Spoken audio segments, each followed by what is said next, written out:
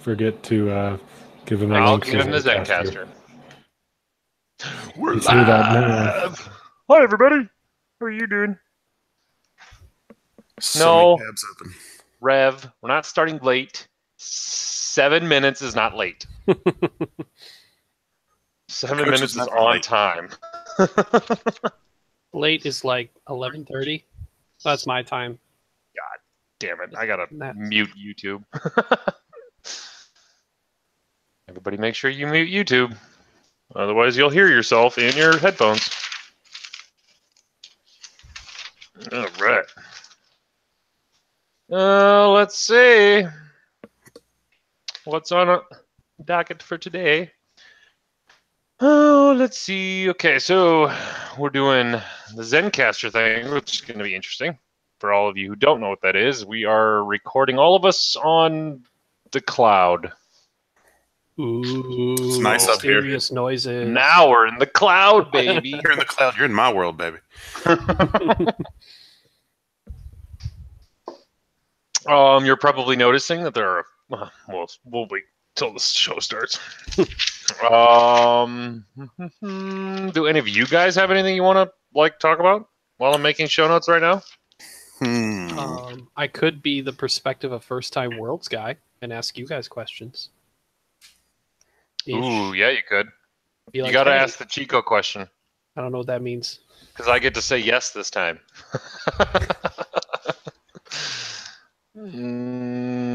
Hornet. Now I'm on the spot. I gotta think of my own questions now.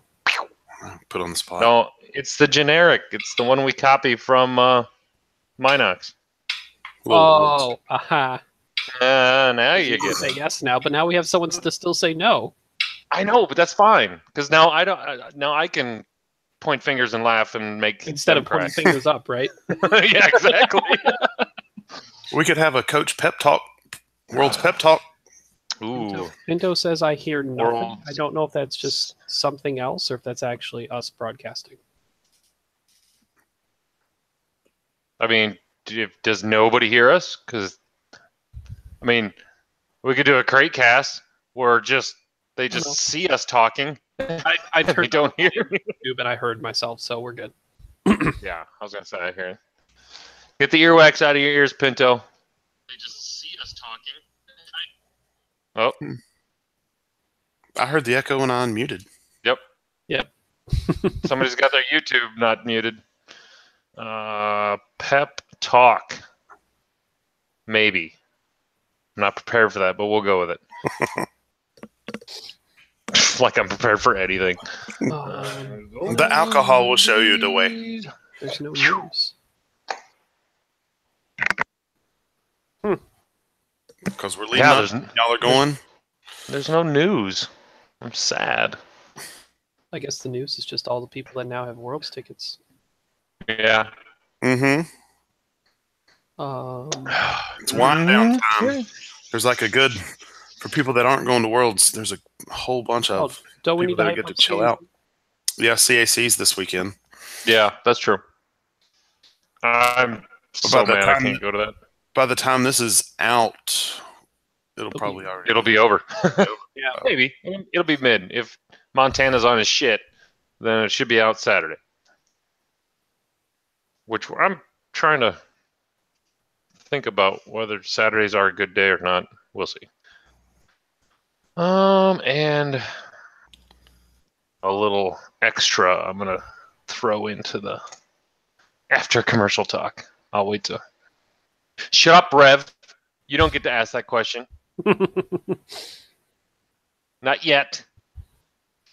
All right.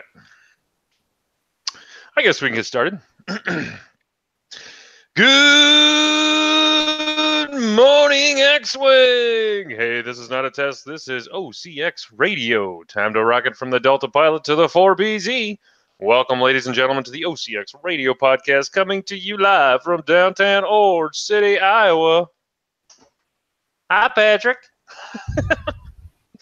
What, you born in a barn? You can't close the fucking door? If we were playing bingo today, that would be an X across the intro. Well, ladies and gentlemen, my name is Aaron the Coach Kroll. Cannot be phased, cannot be hindered, tripped up, whatever, except for my own words that I can't form. Today, it's just me. So you get to listen to 2.5 hours of me. April Fools. Just kidding, everyone. Today we have with us back again our favorite, our one and only Ryan on Topski. In full world's prep. Full world's prep, baby. And we're going to do some of that. Maybe, addition to show notes. Yeah. Is that a bingo thing? Change to show notes? Show notes are wrong, but if I make them up as we go, they They're can never be wrong. So, that's what I like about it. Got it. It's down. And also joining with us today, it is Ryan Ledford straight from the Hornet Squadron Radio. What's up, Coach? Thanks for having me on. Not much. Thank you for being on. No problem, man. The key is no show notes. Yeah. See, that's the secret. I don't know. I don't do well when I don't have at least something to read. Like, I really need something. Anything. Well, it is week 7 of the podcast draft league, so that's why it is Hornet Squadron week. That's why we got Ryan on here, and also we like him. Yay! Thanks, A man. lot. He's a good guy. You should get to know him if you can, and you won't be able to see him at Worlds because. Oh man, already? Really? Cue on Topski. Go. Hey, Coach. Are you going to Worlds? Well, I was always going to Worlds. Well, do you have a ticket? Are you going to be I got official? a fucking ticket, baby. I got a ticket. Now, you must go through the anguish and talk about the process. No, because we have to ask Ledford. Oh, yeah. Do you have a Can Worlds do ticket? it at the count of like 3 or something? No. Oh, he already said the answer. Now, why do you not have a Worlds ticket? Oh man, really? The honest answer? The honest answer. I slept through it. He slept through it. Okay. Was the night before a night worthy of OCX drinking? Don't remember. Then Well, yes. then it was. That's probably Correct answer. I put an alarm on my phone. I put an alarm on my wife's phone. I woke up and then set my alarm clock to 11 o'clock. I was not missing it. Well, originally the crew that I was going with, John, Blake, we were looking at a hotel, and when none of us got selected, Blake made plans to go to Daytona, and John was like, well, I'm just going to save the PTO time. And I myself had planned like a trip, so I wanted to play on Friday and travel up, and I was going to stop in Chicago and eat, and then stop in Wisconsin and get some cheese before I headed to Minnesota. Like, I was wanting to make a whole journey of it. Oh, that would have been cool. And since that didn't happen, I was just like, you know what? I'll just plan around Nova. You can still go, you know. I could, but cost-wise, Yeah. no Hornet Squadron at Worlds? we'll be there in spirit. I'll wear a shirt one day. I'll be Thank you. Hornet Squadron for Kyle and I'll wear our Hornet Squadron shirts for the day. Thank you for representing us. I'll be Ryan Ledford. He can be John Bruns. Oh, then you can't wear Or a he Hornet probably- Squadron shirt. Just don't wear a shirt at all. Oh, We'll make Chicago not wear a shirt. Ooh, they'll probably not let us in the building then. Oh well. We'll say we're from Poland. They can't do anything about that. Mm-hmm. Well, so as you guys have found out, I got a Worlds ticket. Woo! Now I am playing on day 1A because I literally thought, okay, if I'm going to get a ticket, it's got to be 1A because that's the only one no one's going to be going for. I've got some time saved up, and fuck it, I'll take a half a week off work. I can, so whatever. Wednesday will be fun. I'll get the X-Wing out of the way. That way it's Thursday, Friday, Saturday, Sunday drinking time, which sounds excellent. Unless I make day 2, but that's probably not going to happen. the day everyone went for apparently was Thursday, and holy crap, that's gonna look like a Yeah. tough day, and I'm in it. I'm super glad I did not get Thursday. Jeez. Well, to go through the whole thing, so it's one of those click fest things. So you're like, okay, you see the little timer in the corner, and it's clicking down. I got my bag of peas on my privates because those are still a little tender. And whoa! I summoned my private parts, and Chico shows up. Wait, And why, hello? Zencaster him? Oh, yep. Hold on, Chico. Be quiet. I have to. We're doing Zencaster. We're going fancy now. Oh wait, never mind. God, I'm so confused right now. I should just do this and paste, enter. There we go. Oh, we didn't do snaps. Oh, God damn it! and take number 2. I'm not allowed to do anything. Success. Oh boy. hooray! I'm here. Waves and shit. Okay. Staniszewski's not in the chat, so he didn't remember to say snaps. It's always Okay. on me. For Montana's sake, let's do snaps. Ready? 3, 2, 1. Perfect. I had to do snaps on the wrong finger because I got a paper cut. Oh. Hey, It hurts. It hurts real bad. hey, Chico, did you get a World's ticket? I don't need a World's ticket because I'm above you players. That's okay. Ask me. Hey, Ryan. Hey, what? Which one? Gotcha. Do you guys have World's tickets? No. Oh, Yes. Oh, Yeah. we're gonna make Ledford go through this twice. Oh. I did. okay, Coach. Yeah. Do you have a World's ticket? I got a World's ticket. Nice. Woo! Super excited. So anyway, back to the story. Radio edit back in Montana. Yeah. So peas on the nuts, computer, timer, ready to go. F5 in like that. What did I come into? Like Oh my crazy. god. He's talking about the Saturday. Yes, I Setting know. the entire scene, every And- little bit of it. Timer gets 0. I hit F5. Nothing. Absolutely. The timer starts over. The fucking timer started over, and I almost punched my fucking computer. I had a tab open for each day, and I'm just F5ing all of them. And I'm F5ing, I'm going crazy, and I'm like on the messenger. I'm like, what do I do? Shit! What do I do? And Farmer's like, open an incognito tab. Maybe something's wrong there. So I start the whole thing over, which was a bad idea. But I'm hitting F5 again, and I'm like, this should have been in the instructions on FFG's website. Be prepared to hit F5 16 to 20 times. Finally, I hit it, and it went, register. I was like, fuck, register, yes, go, there, done, click, purchase ticket for the win. Nice. Super fucking happy. Now you get all I the yelled so sweet loud, swag. my wife looked out the room, she's like, what is going on? It's like I get to go to Worlds. That sounds exhausting.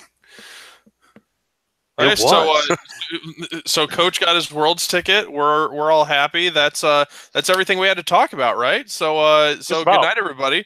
Yub nub and everything, right? Yeah, good. Yub nub. Let's yum dub this bitch. What is happening? Ooh la loo. Whoa. This is a child safe putt. No, that's not right. No, Oh, this man. is R-rated, not X-rated. Oh, dang it.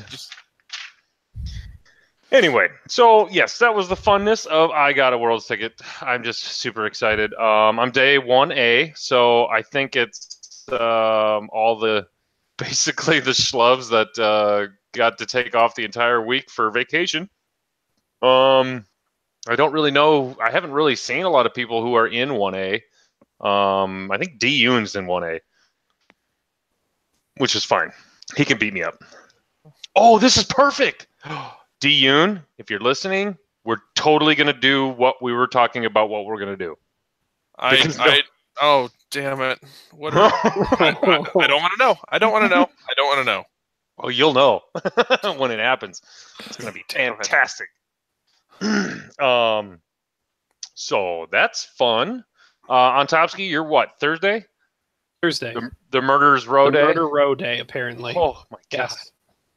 Yeah, because at pretty much when Farmer posted that thing on Facebook, like, I made Worlds Day 1B, and then, like, all I saw was 1B, 1B, 1B, 1B, 1B, 1B, 1B, and I'm like, all those names make cut about everywhere. Oh, boy. I mean, as other people have mentioned, like, Worlds is going to be, like, not... It's going to be hard no matter what. It doesn't matter. Like, yeah. But it's just the amount of names I recognize Day 1B. I'm like, all right, bring it on. So, but what if you just match dodge all of them just straight to the championship? That's totally going to happen, right? It could. You'll never face anybody good at Worlds. That's a solid plan. Yeah, do that. Strategy. Plan for that. If everyone's been living under a rock, our own Chico Brown was on Gold Squadron the other day. Yay, Chico! Yay, I did a thing. You did a good job. I enjoyed it. Yeah, cool. It was a decent episode. It was one of those, we don't have anything else to talk about, so we're just going to answer random questions podcast. Yeah. That was always solid. Yeah. It worked. Yeah. Still some fun questions. Yeah. Yeah, there were some good questions in there. They had my question on there. I was trying to get super secret. The Dark Horse question. It was fun. It was more so kind of a fun thing, like, who do you think is going to be the interesting pilot that no one really thinks of right now? And then they're like, Dad, I don't want to give you my dark secret. Yeah, that's the benefit of being a judge. I can just talk about anything I want to. There are no secrets. Yeah. The one thing that Dion took forever to try to find, and I don't think he found it, but it is, all you have to do is get 4 wins, correct? I don't know. I'm pretty sure I read on... Don't tell me all that when I get there. Oh, well, okay. For all of our listeners, you guys out there, because we love you so much. 4 wins and you make day 2. So day 4 wins, two you make day 2. Day 2 is going to be freaking packed. Yeah, it's going to be big. Like, it's going to be one of those where if you go 4 and 2, you make day 2. You're like, I made day 2. I'm not going to be able to go any further. But day 2 is always supposed to be nice and easy. Oh no way. Yeah, well, as a judge, but sounds like no. Just going to be another huge freaking grind fest. Again, at least it's only 3 rounds. We're not 100% on it, I guess, so far. But yeah, if it's 4 and 2, yay me! I'm 3 rounds cut to top 32, I imagine. I think it's like 16. The no 4 and 2s even have a chance of making it. That's gotta be 32. Oh, could be. Prizes for 32, I thought. I mean, you're going to get a prize, but that doesn't mean they're going to make a cut to 32. They gotta go cut to 32. I'm pretty sure they do 16, don't they? I think it's 16. That's nuts. I really do. I think if you made the top, like if you make the top 32, you get the prize, but you don't get to play on. It's just like, you made top 32. Good for you. Here's a cut whatever. How many flight days were last year? Were there 3 or 2? There were only 2. There were only 2. It was more this year. Thursday, Friday. Yeah, this year's, 6, 12, 18, 24. There's going to be something like 30 rounds of X-Wing I got to judge. Yay! What's wrong with me?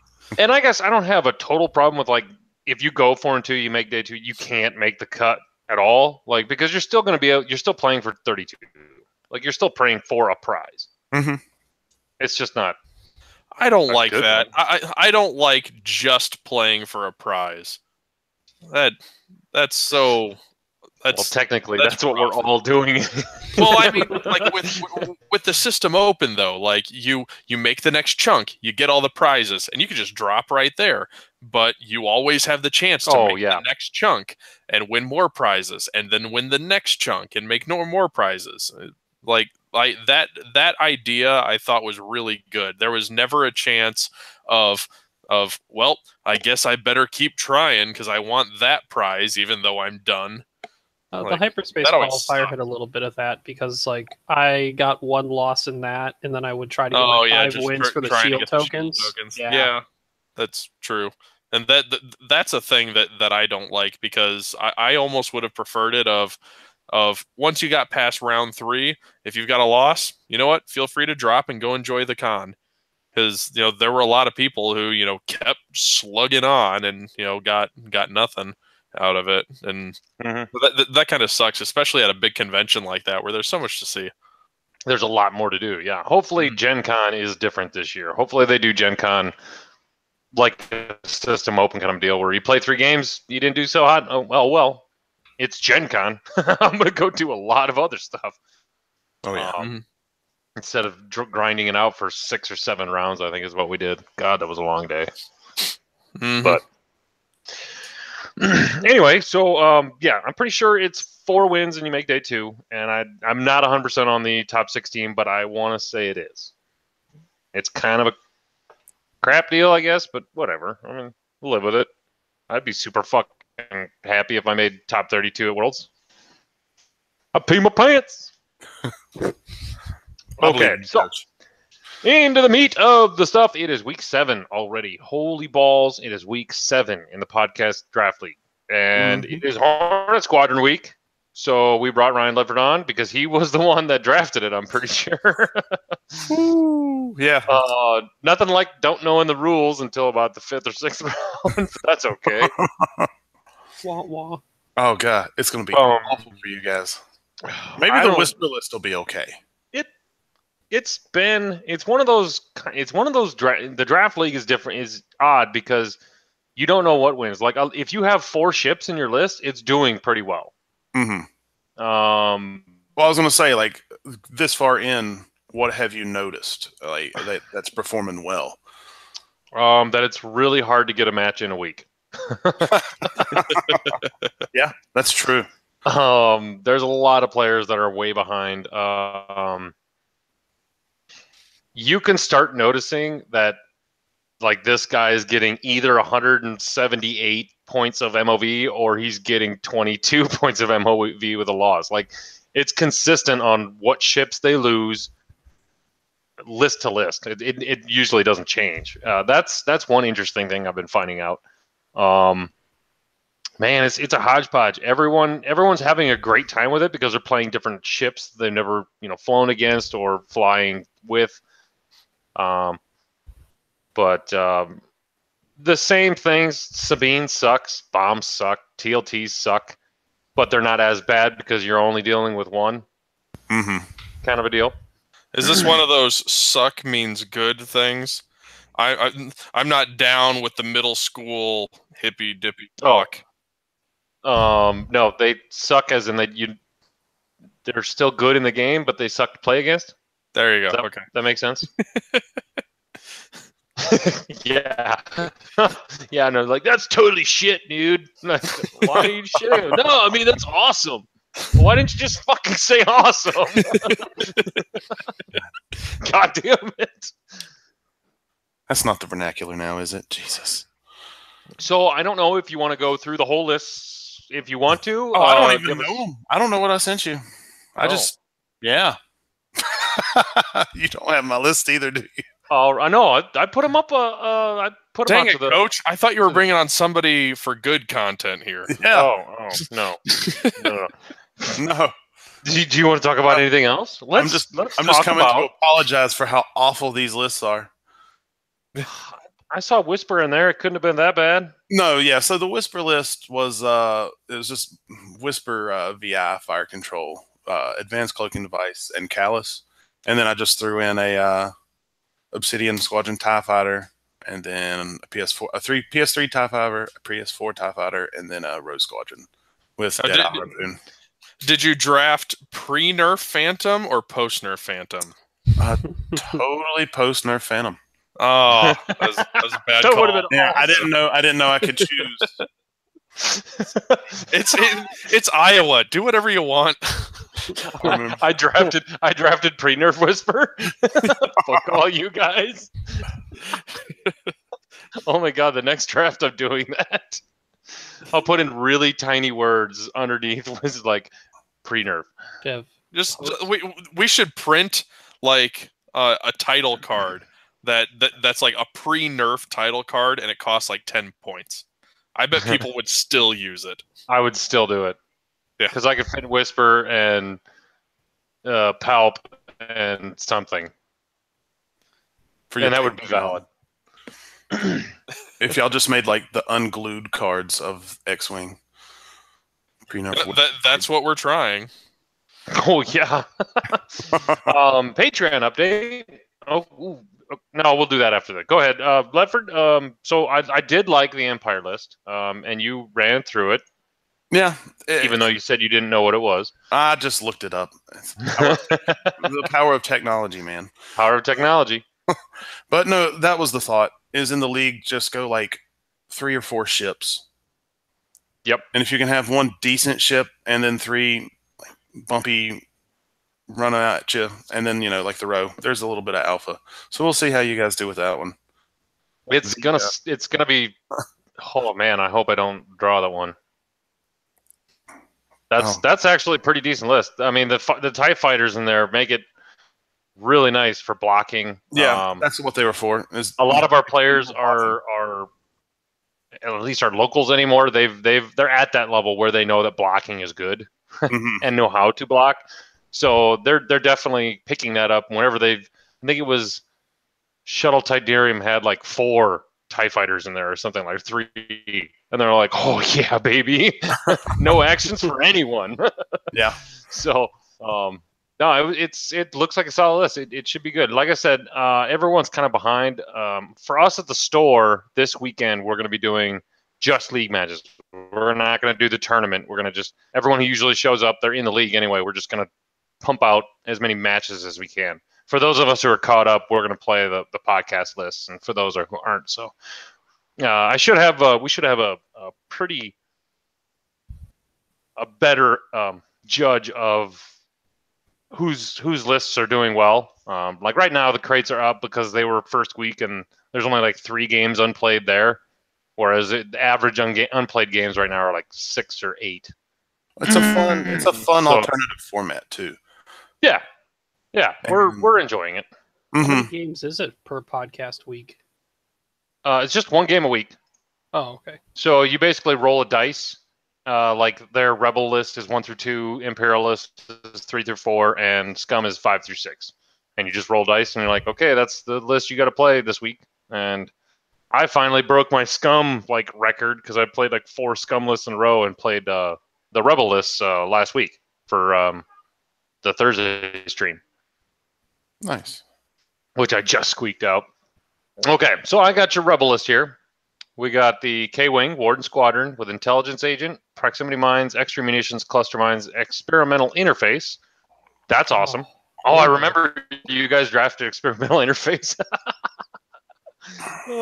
That was funny. Yeah, we almost got a full nail. Oh my god, man. You have Crimson Specialist, so you got Bob in here. Yep. Trajectory Simulator, Ordnance Silos, Proton Bombs, and Deflective Plating. Oh, jeez. Damn. And to round it out, a Wookiee Liberator with a Score to Settle and Tactician. Oh, God. Oh. Yeah. Jesus. That one I really like. That Intel agent with Bob and those mines, that sounds disgusting.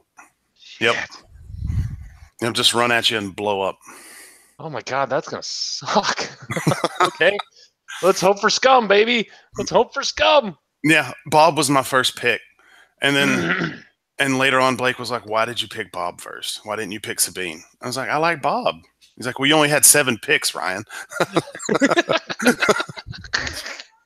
Well, I like it how the fact, wasn't it you that just gave me the list? Yeah, I was at work, and I was like, here's a list of stuff. If it comes up and it's open, pick it. During the glorious day of 2 days of absolutely zero productivity going on by all podcasters at once, because this draft literally took up everyone's took up their Facebook Messenger service, and it took up their work day at work. Yes, it did. Ledford just goes, hey, I got some shit going on. here's what I want. He gave me a list of like 20 things. And he's like, if it's taken, just go to the next one down. And so I'm sitting here, I'm drafting, and everyone's like, what the fuck? What the fuck? God damn it. And I'm like, he just gave me a list and told me what to get. Oh, man. It was great. So the scum list we have for everyone is, oh, God. It's a Jakku Gunrunner, the quad jumper with intelligence agent, pattern analyzer, space tug, tractor array. That's going to be awesome. A contracted scout, trick shot, rig cargo chute, ion projector, courier droid. Jesus, man. You got a Black Sun Ace Kirax fighter with Deadeye, scavenger crane, munitions failsafe, harpoons, the title, and guidance chips. And to round it all out, a Syndicate thug with twin laser turret and unhinged astromech. Yeah, have fun with that one too, boys. I'm seeing a theme of like, don't go here, or you're gonna have a bad day. Whether it's the contracted scout, the Jakku Gunrunner, Bob. I tried the dummy profit. Yeah, you just 4 forward to victory, or 3 forward in the case of the Jakku Gunrunner. Catch up. I think you were lying when you said you didn't know what you were doing, because all of those lists are. Ugh. Well, hopefully hopefully they do better than I think they're going to do. But they were just kind of put together on a whim. It is interesting to see, like, the more we get into the league, the more we're getting away from meta builds. Like, it started with Fen Ghost, and then it was Miranda Dash, and then it was, I think Minox tried to do like a special, and then it just kind of slowly curtailed off. Obviously, because you don't have you can't complete the list, but this list should do very well.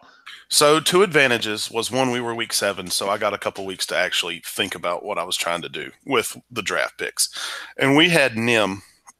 But you're right, I kind of saw that the meta list, while they were all right, you can't run multiples of things, so kind of just spreading everything out.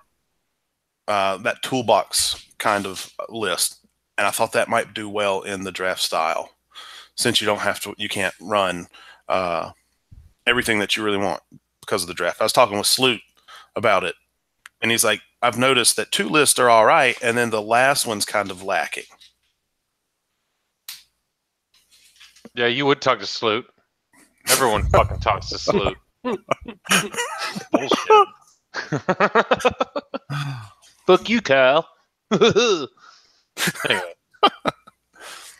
So, yeah, hopefully people will have some fun with those lists. I think people are going to have a great time with that list, especially some of our new guys who don't run bombs very much. Why? I don't know. But they just don't. But I think they're going to discover Bob. And I think I might move some BSFs. So I might put thank you. On that dark horse. You're contributing to Oopsie Games and Comics profit margin. Whatever I can do to help the community. Man, this bomber guy was so much fun. Let me give you $40. Yeah. Oh, you mean I can run more than one in a list? Ooh, money! Padre wants to buy 4 because technically the lowest point cost is 25. He just wants to put 4 on a table. No upgrades because they're each 25 points. I keep trying to convince him you don't need 4. No, 3's enough. 3 and the jump master for the barrel roll block. So if anyone was watching last Thursday on the poorly experimental having Padre try to tell me how to fly the list through the headphones, it did not go very well. We almost won though, just barely, but I don't recommend anyone being told through headphones how to play a game of X-Wing. It doesn't work very well. Especially when on Topski's in there as well, and you guys are like, no, the 2 bank won't work. No, maybe the hard, no, don't do it. And I'm like, fuck it. 3 straight, baby. You could have taken the headset off. I know, but I was having too much fun. You had the agency still. The mute button was right there. Oh.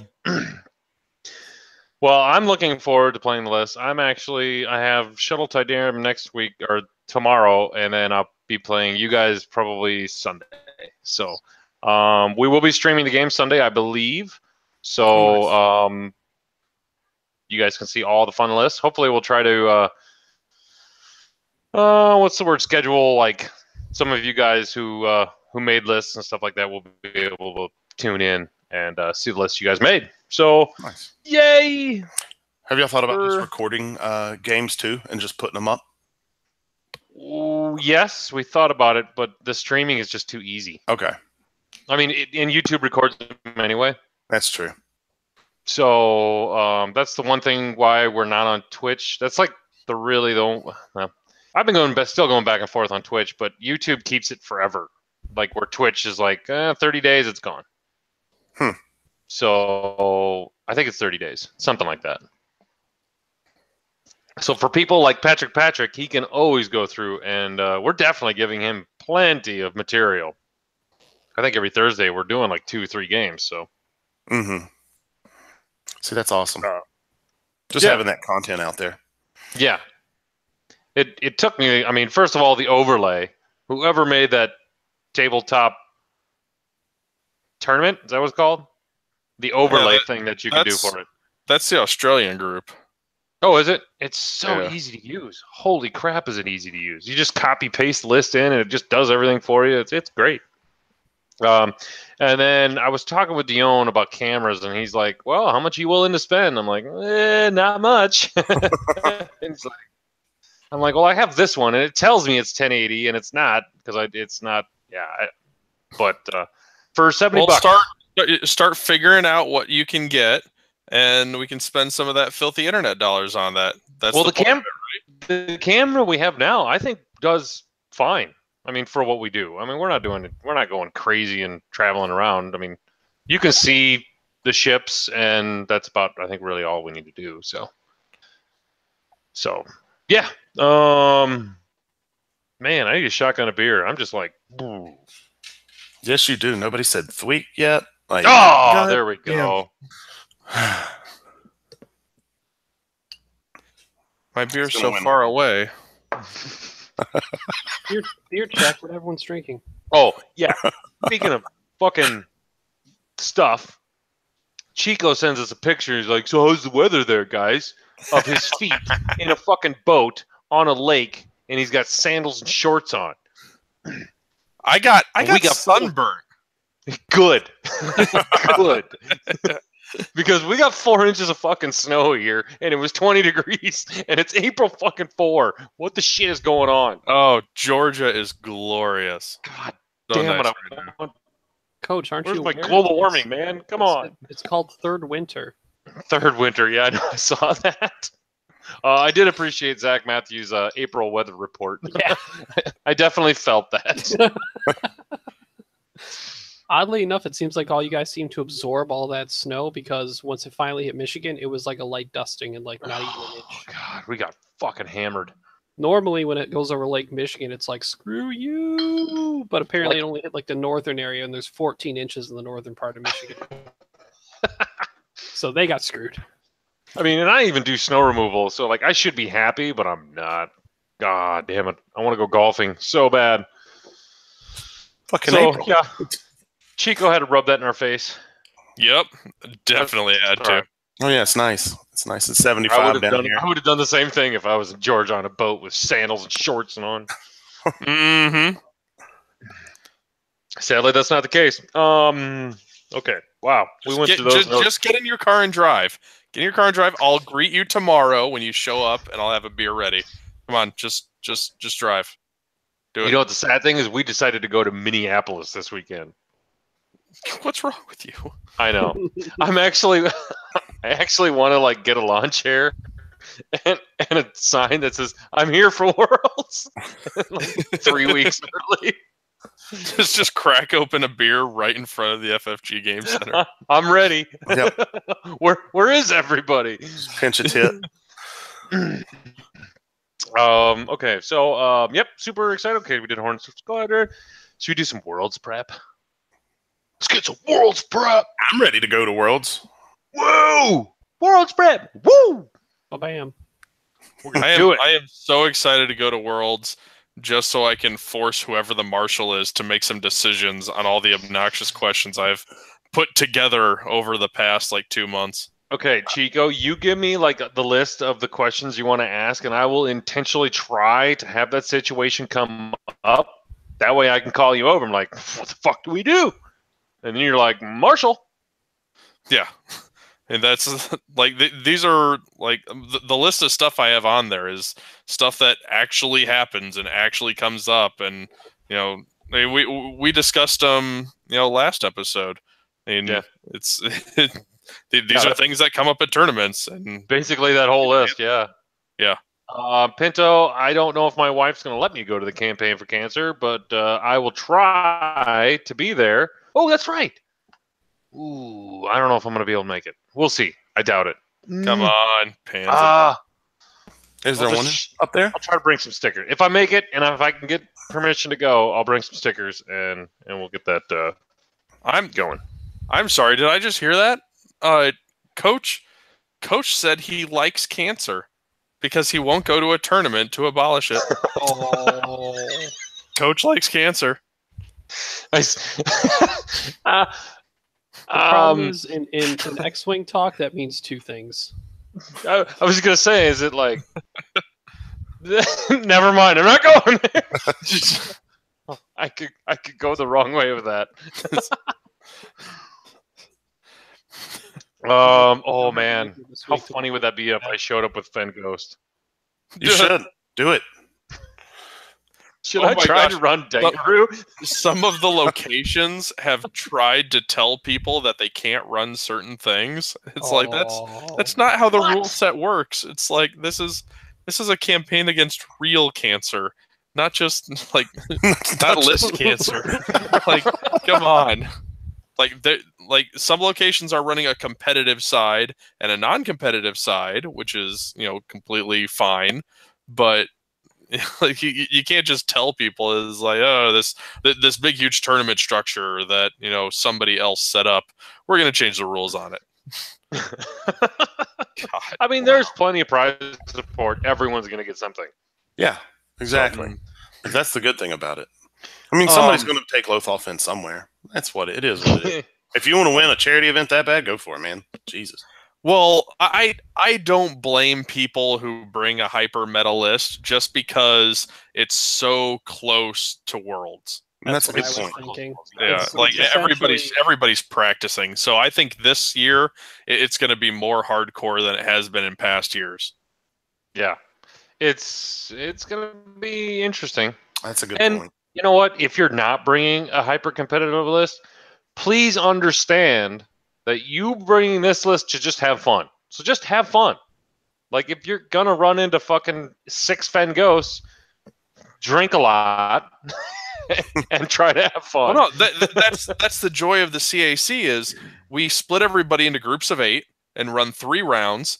And then we reallocate everybody into new groups of 8 based on their performance of the first set. So you could get trounced by Ghost Fen in the first half of the day, and then the second half of the day you'll never see him. And I like that idea. All those other Ghost Fen people might just conspicuously all be put in the same pods all together. Yeah. All kill each other. I might have to do that. Just one pod of old Ghost Fen. Yeah. You guys deserve each other. Yep. Just while you're reading the rules, you're like, and remember, this is totally random. Read off a couple of rules. Just want to remind everyone, this is totally random. All you Ghost players, you're all over there. Yep. Just point out the door. Table outside. Yeah, I can make a play outside. Turns out I control the software and I'm the TO, so I could probably do that. Nice. I like it. You guys have any predictions for what you're going to see? Make at CAC or Worlds? At Worlds. Oh, okay. It's like CAC. CAC. Excellent question, Ryan. You're definitely going to see Boss Cassage. painted in blue. You're gonna see it, but where are you gonna see it? You should Bottom just tables, baby. Way over there. No, it's in the middle. It's in the middle tables. It never goes to the bottom, and it never That's goes true. to the top. It just sits there in the middle. That's a good strategy for a tournament that is one winner. Let's see. You know, ever since Marcel posted that picture of those 4 Karaxes just decked out, that's scary, man. No, that is like yes, it's scary. Flown in the right hands, it's scary, but it is not going to be one of those. You're not going to see like, that. You're not going to see that. I'm gonna make the overall prediction that I think there's gonna be more 100-point Rebel Ace lists in the top cuts than Ghost Fens. I'd agree with that. Yeah, I would agree with that. I think you're going to see a lot more 4-ship Rebel ships than we've seen in the past couple of years. Well, is it just me, or is Worlds always bring out, like, you never see them during store champs, you never see them during, like, the beginning of regionals. It's right at the end of regionals and Worlds. It's always the 4-ship Rebel list. That's just because Paul Heaver. Well, Jerry did it last year, and Heaver did it the year before that, but wasn't even Nantorf's a 4-ship list? No, he was 3. Yeah. Oh, was that 3? It was Pava, Biggs, Miranda. I think he got second place for that. Yeah. The Article Squad. The Article Squad. That was baller. That was such huge nuts. That was awesome. I'm actually thinking, like, just I don't think it'll win, but I think somewhere in the cut we'll see somebody with just all jump masters, whether it's 3 or 4. We're all just gonna look at it and be like, how does it keep doing it?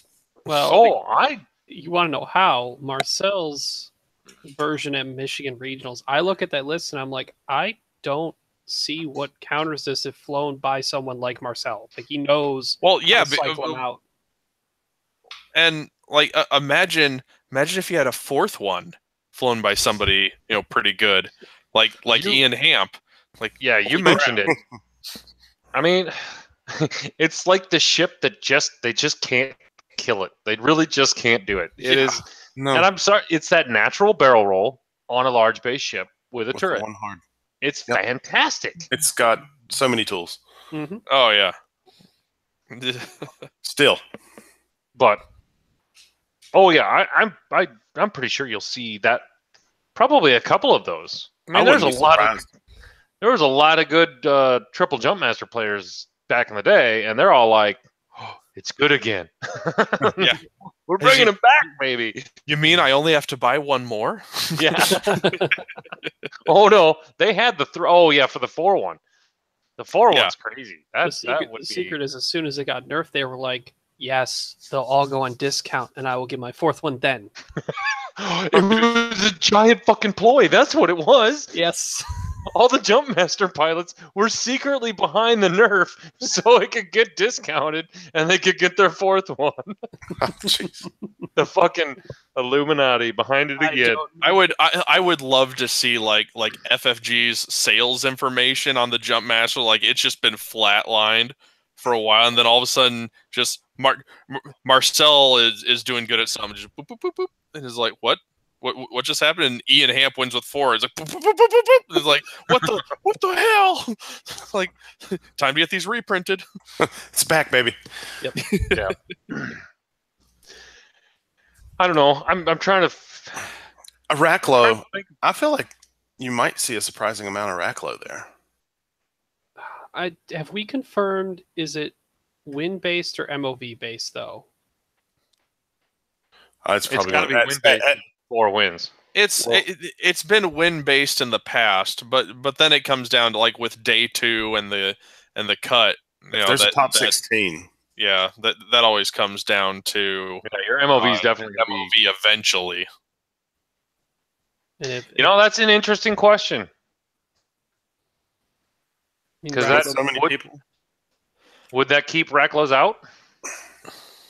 With as many 100-point Rebel Ace lists I'm thinking that could show up there. Well, I mean, Tyler's still going to fly one. Oh, yeah.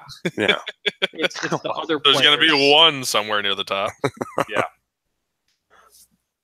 That could be interesting. I still think it's a solid list right now. Yeah. There were so many of them in Michigan. Really? So many. Yeah. It was crazy. I thought I'd try to warn you. Michigan's full of Rays, Racks, and Imperial Aces. Huh. That's kind of the standard.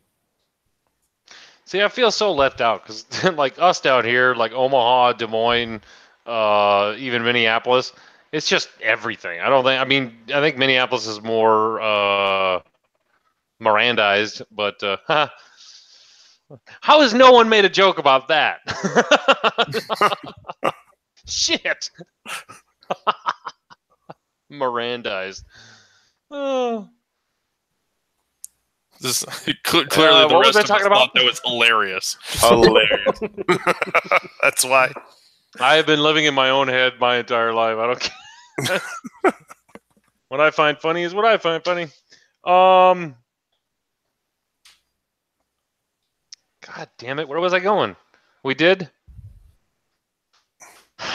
So the question was brought up by Ledford. What we think is going to do good at Worlds or make cut. I don't know if we want to go expand upon more Worlds prep stuff or just general Worlds questions. It'd be nice to find a way to bet.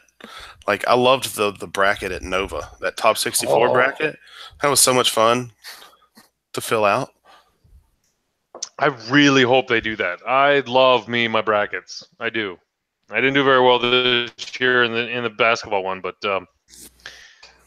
maybe I could play the bookie out in the parking lot. I'm just hoping we won't see a lot of complaint forms based on things like people cheating. Like I don't want to deal with that. All right, I don't want call you it now. Does someone cheat on Gold Squadron stream at Worlds? Yes, always and forever. I'm trying to. I guess that's how you can put the bookie for it. Bet on the odds of how someone cheats on Gold Squadron. Now that would be the better bet. Yes. Like, are you gonna go full-fledged, change your dial, or is it gonna be like I forgot Rebel Captive and I didn't tell my opponent, kind of a thing?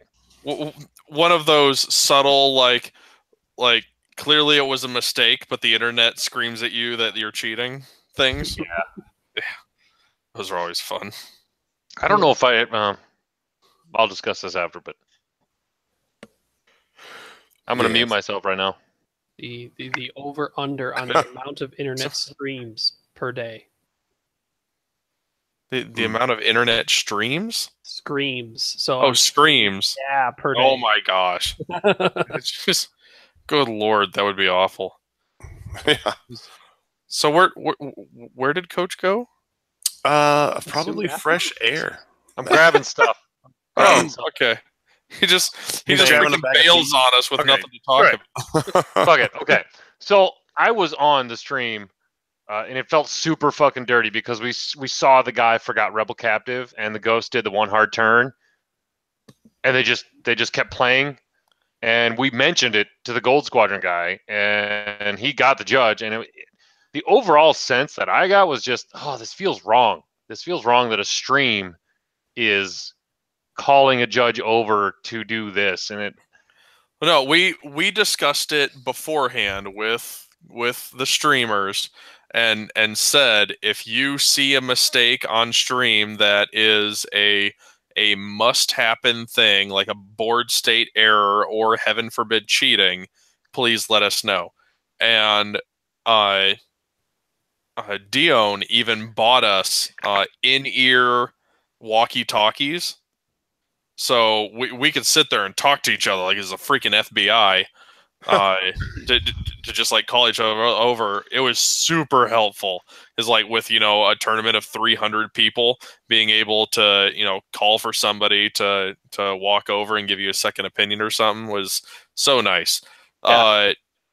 And I get that. Like for that rules question, I wasn't brought into that one, but I don't think you were. That kind of thing where somebody messed up with like Rebel Captive or doing a red turn while stressed and forgetting about it. That's something that, you know, if it's seen, should be fixed. And it's okay. Yes, it should. But is that going to make a lot of players not want to be on stream? Now, granted, who cares? That's my question. Because there's plenty of people who are like, I'm going to be on stream. So, Holy shit! I don't know if it's like a perspective for this, but so far from regional season to Adepticon, I've been on stream at least once every event. I don't know how, but it's just happened that way. And from just how I play, I'd rather have things right than it's too late. Personally, even on stream, I don't care if it costs me a loss. I'd rather have it right. If I know it could be fixed.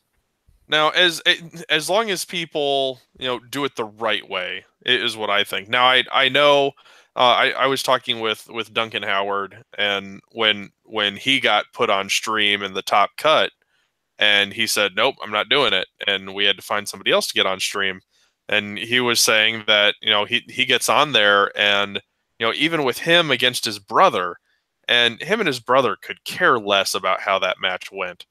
And people were like sending him private messages calling him a cheater over that freaking little harpoon thing.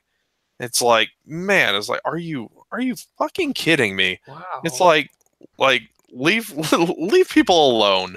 It's like yeah, it's like I understand when, you know, when people went witch hunting for a day over somebody like actually cheating.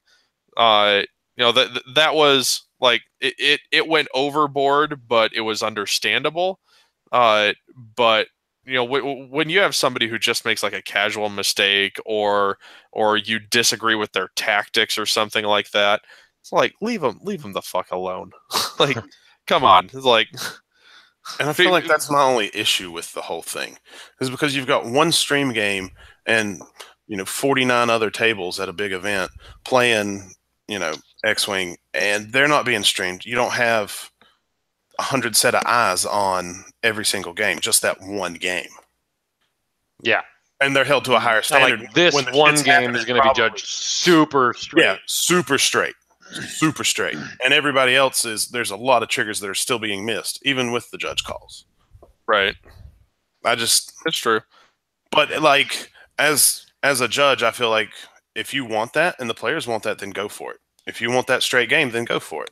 I mean, like, so same thing of like when it starts getting like, I agree with you for games like in the early rounds, but when you get to games that are in the later rounds, I have spectators that come up to me all the times, like, because, you know, in those cuts you get like 2-3 people watching every single game, and they'll all of a sudden walk over to me and be like, hey, can you come over and check this out? I think this happened. And that happens. Yeah, and those top cut games are more important. I do agree with that. Mm-hmm. Mm-hmm. I just was your opinion on, could it open a door to a bad place if every little person can scream on stream? Right. Yeah.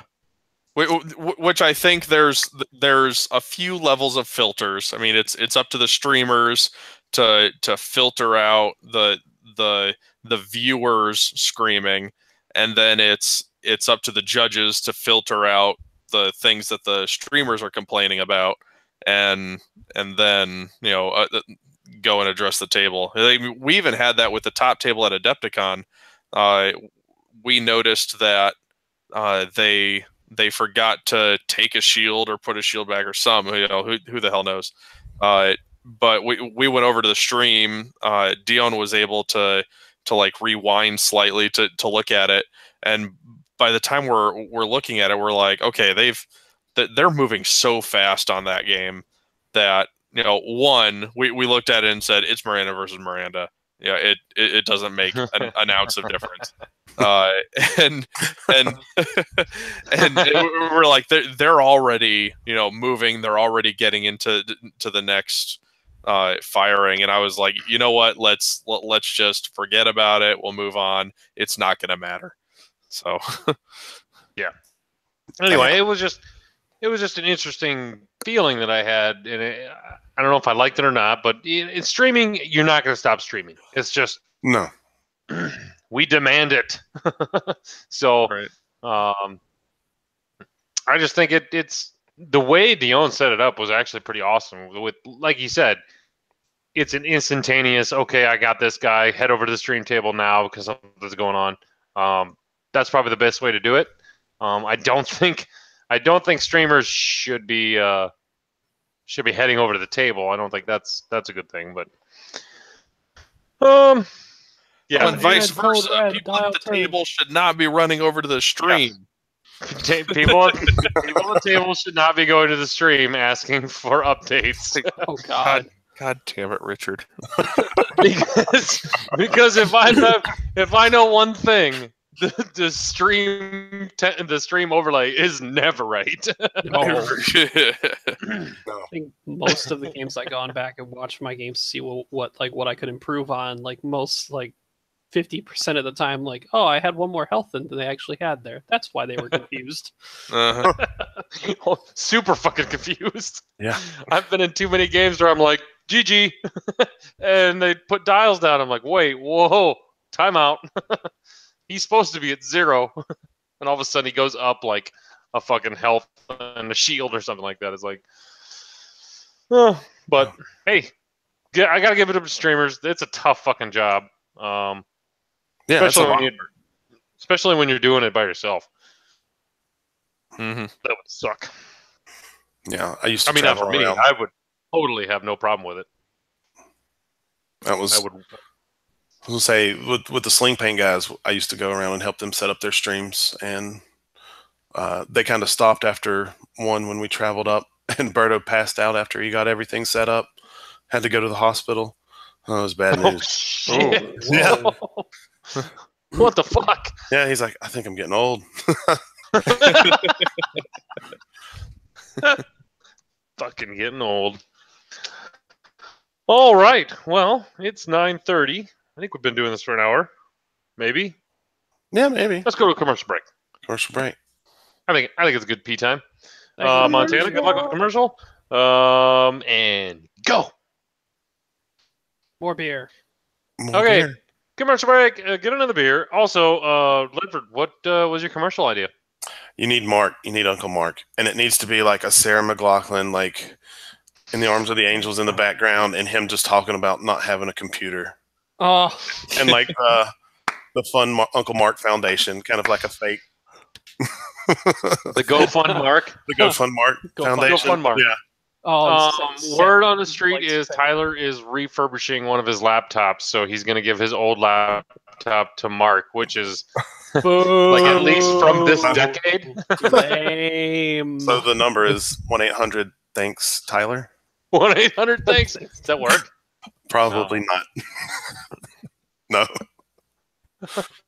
Wait, 1-800-BUG Tyler. No, that doesn't work either. Damn it. You don't want to randomly do that. We were hammered one night at a bar, and we decided we wanted dinner.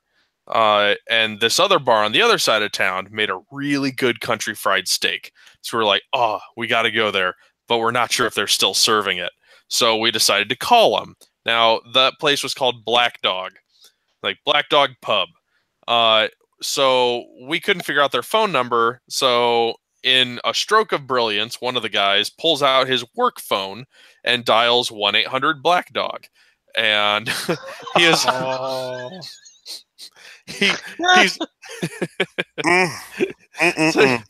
some lady answers the phone and says, "Welcome to your hot steamy cocoa fantasy." Oh no. He hung it up so fast. Oh man, that would have been great if he's like, "Are you guys still open?" Fucking hungry. Did he get like the super wide-eyed face when he like click? Oh yes. Yeah. How long do I have till you start charging? You gotta make this quick. Do you have any more country fried steaks? just go with it and see where she takes it. Got another steak fantasy. Probably not the weirdest thing she's heard. Right. Oh man. It's amazing. I was so lost that first half. I don't know what's going on with me, guys. This is. You're a lot more sober than usual. I think it's this next segment that's got my attention.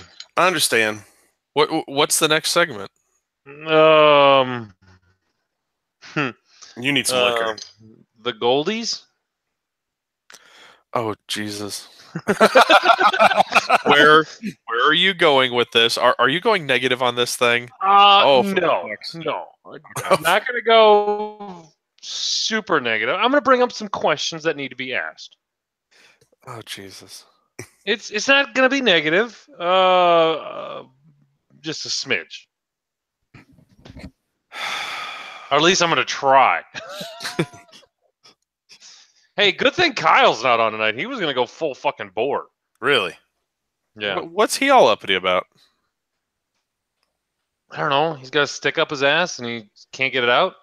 It's one of those 3-prong ones where it, like, once it goes in, it spreads and. I tell you what. I hear you. I'm ignoring you, and I'm moving on. So, I don't know if I'm wasting like good content, but as soon as he announced that stuff, I sent him a message right away, and I was like, "This is a bad idea. This is bad. This is bad." It's like because like my concern is that he's setting this up for awards for things of, you know, people who have contributed to the community, podcasts and stuff like that. And man, the level of salt that comes from volunteers not getting properly recognized is off the charts. And I know this because I'm one of those people. like I admit it. Like that when you're doing something for free and people just like shit on you, you get super salty. That is one of the questions I'm going to bring up. It's well, and then I sent him the GIF of Padme saying you're breaking my heart. You're going down a path I can't follow. So, so I would think if we want to twist this into something fun, you do the awards, but also a roast at the same time. Yeah, well, he said he has a plan. He has a plan to recognize as many people as he can, and so we'll see. I'm cautiously optimistic. If there's anyone in this community, I think that can pull it off. It's the wholesomeness of Gold Squadron. I guess the one main little tweaky beef. It's not big. It's not bad. It's not like I hate the fucking guy or whatever. It's just the World's Party got turned into the Gold Squadron podcast World's Party. We should go take a pee and come back and finish this conversation. Now, okay, Coach. You realize he bought the room. He's fronting all the money for this. He gets to make all the decisions. Well, the problem was that I called the hotel to see if they had a room available.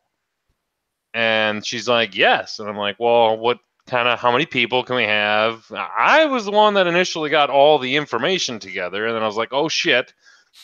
This is above my pay grade. Hey, Dion. Let's team up on this thing because you're way better at this organization stuff. And like, well, I'll help out where I can and this and that. And it's in much better hands anyway. I'm not too butthurt over it. About this? Have you actually tried talking to him about this? Yeah, I've tried. No, you haven't. No, you haven't. To stay involved. I was like, hey, how's the? Well, okay. So I asked him. I was like, hey, how's the World's Podcast Party going? And he goes, well, it's kind of changed. And that was about it. I'm like, oh, okay. I didn't really press it. I knew it was just a half-ass idea that I kind of made a little bit of an effort towards, and that's fine. Hey, this is good for him. I was totally willing to help out in the whole thing, but you want to plan a night? Plan out our our karaoke night? Wednesday night, baby. Wednesday night? Yep. Let's do that. Sounds good. That was hard. Okay. This required no. I got Pinto there. He's gonna set us up. You got Thursday, Friday, Saturday to do a tailgate party still. I don't. We're gonna do that all the days. It was just kind of like it was one of those where I saw Friday and it was Gold Squadron World's podcast party. It turned something that I didn't want it to be. I basically just wanted to have a party where everyone can come like mingle, and it's still going to be that. I never envisioned a world's or an awards show. And I think you scared him when suddenly strippers were being introduced, and that's when he wrote you the fuck off. That was not my idea. That was another of our groupies, and I'm not going to name him because I think he already apologized. I just passed the message along saying it would be fun, but we're not going to do that. And yeah, I might have gotten a little crazy and probably scared him off. Probably a night where you were drinking liquor and then I mean, if Gen Con is any measure of anything, one of those dozen he nights. made the right decision to just flat out cut me out. Let's admit it. He made the right decision. It was just a little hurtful. So okay. Yeah, like I said, I'm not super beefy about it. It was just like it wasn't what I had in mind. I was talking to him yesterday after the podcast, and I was like, I feel like we need a parlay because, like, I envision it going in different directions, and then all of a sudden you being like, but I want it to be this, and you just crashing the party, just walking in with like 50 of your drunk ass redneck friends with a keg, and just punching all the people in suit and ties, that kind of style, like the envision of what the song "Friends in Low Places" embodies. To a person like Dion, yeah, I could probably see where that was like, oh fuck, no, we cannot have this. And exactly. I'm not going to say he wasn't wrong in making this decision. It was just it would have been nice to be like, hey, girl, we're not going to do the world's podcast party. We're going to do this instead. And I'm like, that's cool, whatever. I'm there all week, baby. I'm gonna have my Friends in Low Places moments many times. That's my jam at karaoke. We're doing it. I better hear you singing. I better hear you singing. So this award show, is it now not just for podcast members? Because it was a podcast only party originally that you originally it was not only podcast members. Originally it was fucking anybody. Yeah, has it come back around to everybody since it's? And probably the one thing Dion was like, Kroll's gonna sneak in everybody, and we're gonna get fire marshaled like crazy. And it was true. I was gonna sneak everybody. That is super fair. I was like, I'm gonna find everybody who wants to meet a podcaster, and I'm gonna get them in that room. But so the point of the Goldies is to promote not just the podcasters, even though they are a lot of contributors, things like that, to promote a wide variety of X-Wing communities. So are still only podcasters invited though? That's where the disconnect I feel. And we'll get in. Okay, we're gonna time this because this is all good stuff. We're gonna come out of Montana doesn't know, like, unless I tell him we're out of radio commercial. He doesn't know when to fucking start. So, hey Montana, take like that last 15 minutes, chop it up, and make something good. he'll figure it out. He's got nothing to do. I mean, come on, do your job. He loves it when I tell him that. You sons of bitches are so mean to him.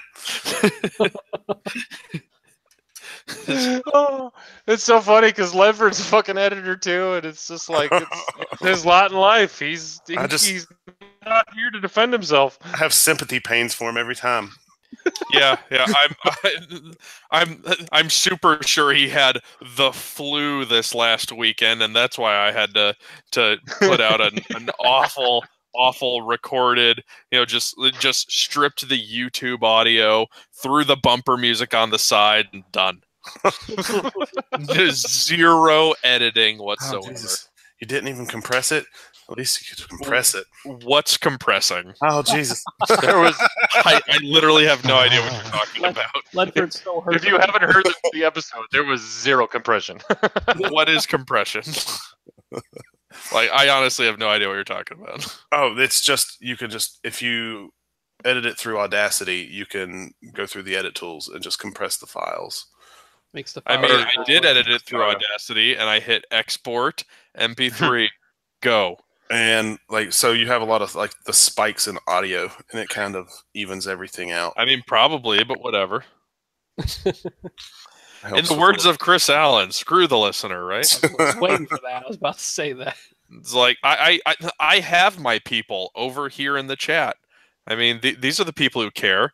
They get the good audio, and by good audio, whatever YouTube throws at them. Speaking of screw the listener, and my beautiful face. I understand. Did anyone attempt to listen to Crates this week? I haven't yet, but I have a lot of filler time at work in the next few days. I haven't listened to the Crates in a month and a half. I skipped through just curious to see if they ever got to content, and around hour 6, I heard them mention something about a January regionals before I skipped to the next hour, and then it was back to just somebody playing video games. So, yeah. Okay. Solid. Yeah, I haven't listened to... I think it was supposed to be an April Fool's joke, but it goes right along with how trashy things have gotten for them. So I'm not surprised if it was just a regular episode. So and the April Fool's part was just that it was longer. Yeah. So for all I'm gonna dish the dirt. They were basically the reason the April Fool's thing fell through. A lot of people did it, and it was really cool. The problem is we record on Wednesday, and it wasn't April Fool's. Yeah. We could have, I guess, recorded another episode, but fuck, are we busy during the week? But yeah, Chris Allen was like, "We're not doing that," and we're like, "Come on!" But we've got some ideas for next year. That might be fun. Maybe fun is the word for us anyway. Well, it'll be great for us. Because this year was honestly nothing but copying the Crate Cast.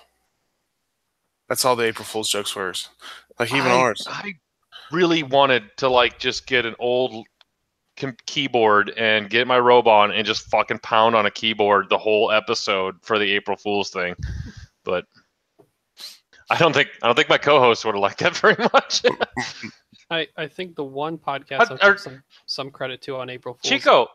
Chico, are you a co-host of OCX Radio? I don't know. Sure. What? Where are you going with this? No one else seemed to mention it a day or two ago. What? Oh. Yeah. Okay. It took me a while to get there too. I was like, "What?" Light bulb. It's like, are we picking on Ledford again? No. Picking on he doesn't even know anymore. We're picking on someone who seems to reoccurringly hate on OCX. Oh, it's yes. Can't even name drop. It was hilarious in Michigan when he asked me to be on the stream, and I was wearing my Crate shirt, and he was like you can't wear that, and I was like, okay, I'll go put on my OCX shirt, and he was like, that might be worse. Oh, fuck! Wow, there is no way. Well, he let me. I know he let you. Well, see, that's the key. He might have said that, but deep down, he knew OCX was better. He let it happen. He wasn't letting Crate happen. All right. So we'll come out of radio edit commercial thing. Thanks, commercial, for your wonderful message of whatever. Which commercial was it? You sound like you don't know. For some reason, I don't understand that. I was in the bathroom. Oh, okay. I was taking a piss. Sure. Commercial is its own entity now. It controls that. It's just commercial. I don't listen to commercials anymore. I do Netflix, so I don't do that. There you go. Okay, so our next topic and the real, I guess, meat of the episode. We're going to discuss the Goldies, Gold Squadron podcast, Goldies Awards. That will be, if you haven't seen the nomination, vote for OCX. Vote for OCX. Vote for OCX. Yeah. OCX. Gonna give it to you. If you haven't seen the massive posting by Dion Morales himself, he is he's got what is it? Probably about 20 awards. Something like that. It's around there. 15 to 20 awards. And they all range from, best podcast, best new podcast. But it also broadens the scope to Lifetime Achievement Award. Who is given back to X-Wing the most? Best mods, best repaints, best alt art cards, which that could be interesting. Back. Go Dutch and the Captain Jim. That's my vote. So anyway, the Gold Squadron is doing a awards show or an awards thing, something. And it will be, the award show will be Friday night at the Gold Squadron Worlds Podcast Award Show at, I believe it's the Radisson. Sponsored, unofficially sponsored by OCX.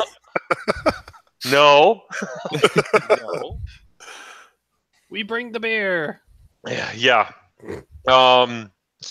So just to let you all know, man, okay, let's just get it out there. Dion kind of went with a different direction with the World's Podcast Party than what I originally had envisioned. And just let you all know, I'm totally fine with it. I think this is a little more constructive than what we were going to do, which is basically get kegs and just drink a lot of beer and stream us all getting crazy. This is actually going to be a very structured event, I think. I hope. It's Dion. Of course it's going to be. It's Dion. Yeah. You mean so we're not going to drink at Worlds anymore? I didn't say that. He said there was going to be drinks and refreshments. Those words can and food be said. So if you haven't seen, go actively find out these nominations things. I have a couple. Do you want me to give a quick rundown? I just pulled them up. Yeah, there you go. Let's do a quick rundown. There's X-Wing Lifetime Achievement Award to somebody who has made a contribution of outstanding significance to the X-Wing community. Chico Brown. Oh, thanks. Proud X. I actually did have somebody like openly nominate me for that, and it brought a bit of a tear to my eye. I'm pretty sure we all openly nominated you. Between Chico or Ed Horn, yeah. Well, I thank everybody who even considers me for it. So, anyways, moving on. Best new X-Wing podcast of the year, OCX definitely. OCX. Best charity event of the year, CAC. And then side question out of that one. The Houston flooding charities happened this year too. Is that an event? So I thought about that. The what? They did do one in Houston, didn't they? No, I don't think it was in Houston. Remember the Houston floodings? And there's a bunch the one that Nami's. Yeah. A bunch of people. Put their swag. Yeah. Nami was in charge of that. And that's where I'm sure we'll get to it. We're gonna definitely get into that. Things definitely need to be nominated and recognized. Whether we just pick somebody for a win. There's a lot of things like that in categories like that. I hope the nomination list is huge because there's so many people who do super cool things for charity events and stuff like that. people need to be thanked and recognized, especially for things like that. Yep. Yes. things for In fact, you know what? Fuck it. We're gonna do a whole show once the nominations are released. We're gonna do a whole show on just all of those guys. Sounds good. That's what we're gonna do. Sounds wholesome. We should be trashed when we do that. Yeah. I'll be drinking the Budweiser water. What? What? Haven't you guys ever seen that? No. Oh, where the Budweiser company, they like stop production and they just like roll out thousands and thousands of cans of just their distilled water and they send it to like disaster areas. Oh. Yeah, that was super awesome. It's awesome. Yeah. So next three categories, my personal favorite categories, because none of them specifically apply to me. Best online X-Wing squad builder. Not tournament software. X-Wing squad builders. Next one, best X-Wing simulator. Not tournament software, but X-Wing simulators. And then best online X-Wing resource. Not tournament software. I mean, okay. It's three categories of. I'm gonna time out there. That's the one I didn't get because there's literally like what? One or two. One or two of each in those categories. Right. Squad builders has the most, right? Squad builders. It's like yet another squad builder and the squad builder. Okay. So there's Yasby. There's the UK one. There's Aurora.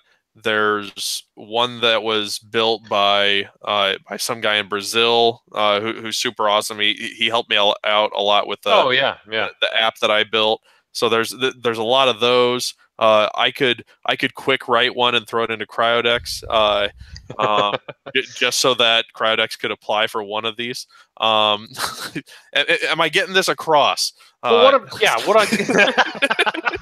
fuck you! You're getting a Lifetime Achievement Award. Shut up. That's not happening. But... What's Cryodex? What's Cryodex? It's between you and the Campaign for Cancer.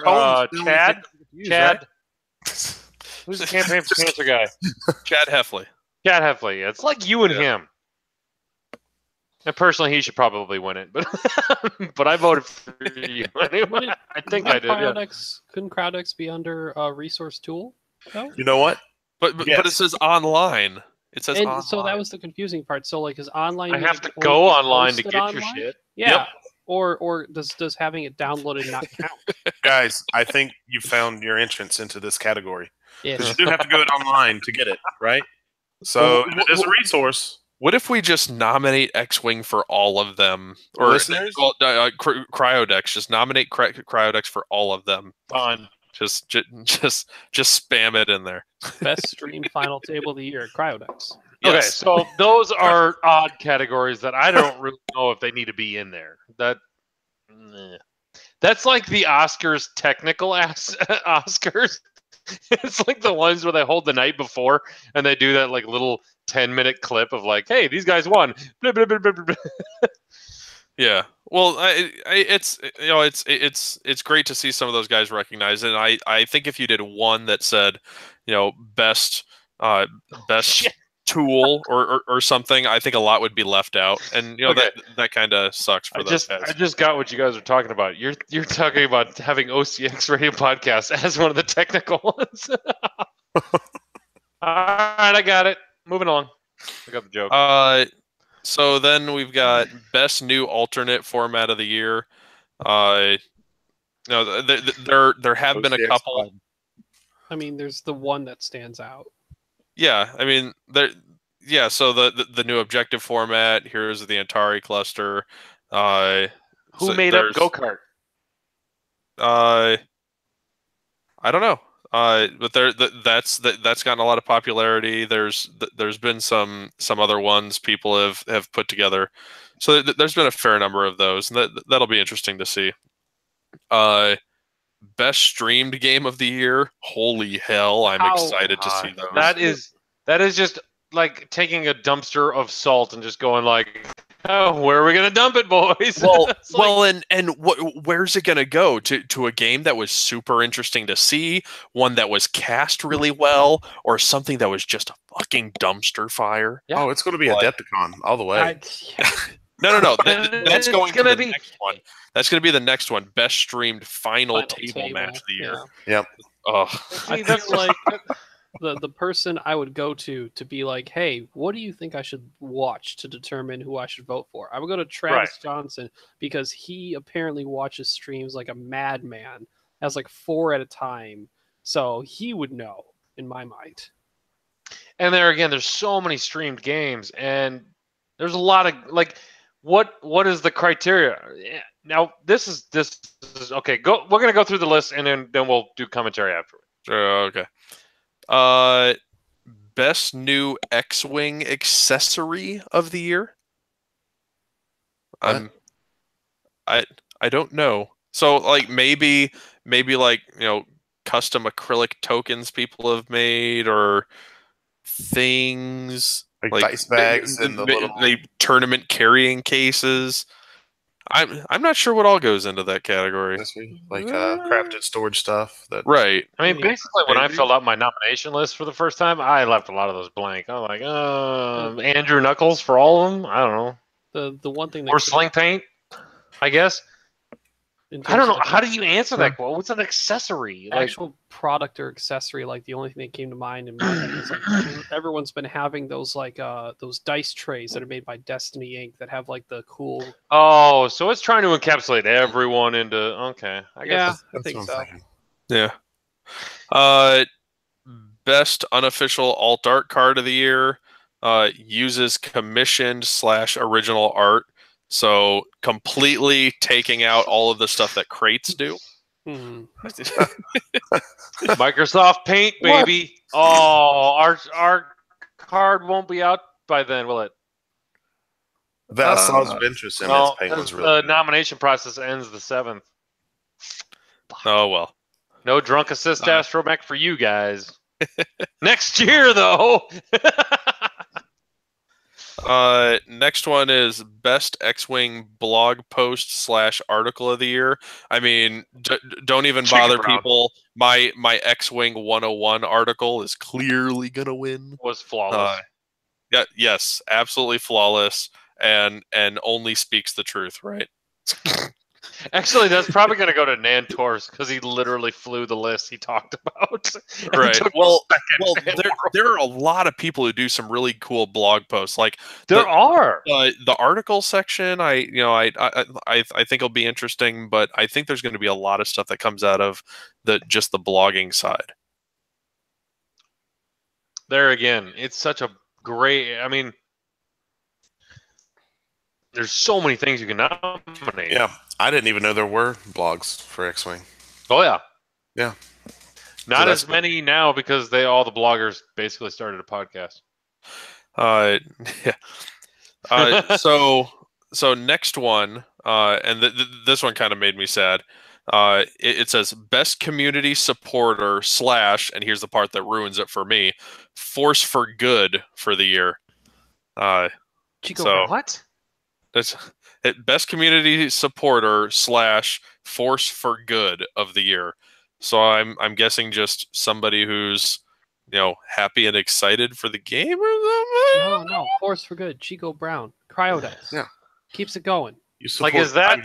I'm not a force for good though. Yes, you are. I have evil intentions. He is not a force for good. He is definitely excluded from that. Evil. Crowdex keeps it all organized, so there's no. Oh shit! Fucking Steven's right. OCX can be nominated for the podcast league format. That's what I'm saying. Shit. Yeah. Oh. Yeah. There you go. That's what I'm voting. Clearly the best one. Okay. And groupie power is amazing. You guys have no idea. No, groupie power is I know how. Yeah, they will all go on there and nominate OCX for whatever, and we can make it as loose as possible. The force for good. That almost goes into the other category of lifetime achievement. No, yeah, I feel like in a way. So, yeah. There are a lot of people that I would say that I've seen on like the forums that are constantly talking to people that are like either like newer players. They're constantly giving them advice and just like always on the wholesome side. And I can definitely see somebody. It's more of the getting people involved in the game, and it's more of fostering it's like the Doug Kenny Award. Yeah. That's like probably what they should call it. It's the Doug Kenny Award. It's like Chico, for example, who gave his acrylic templates to someone at Indy. You are just trying to get me nominated for all of them, aren't you? OCX needs to win everything. Yes.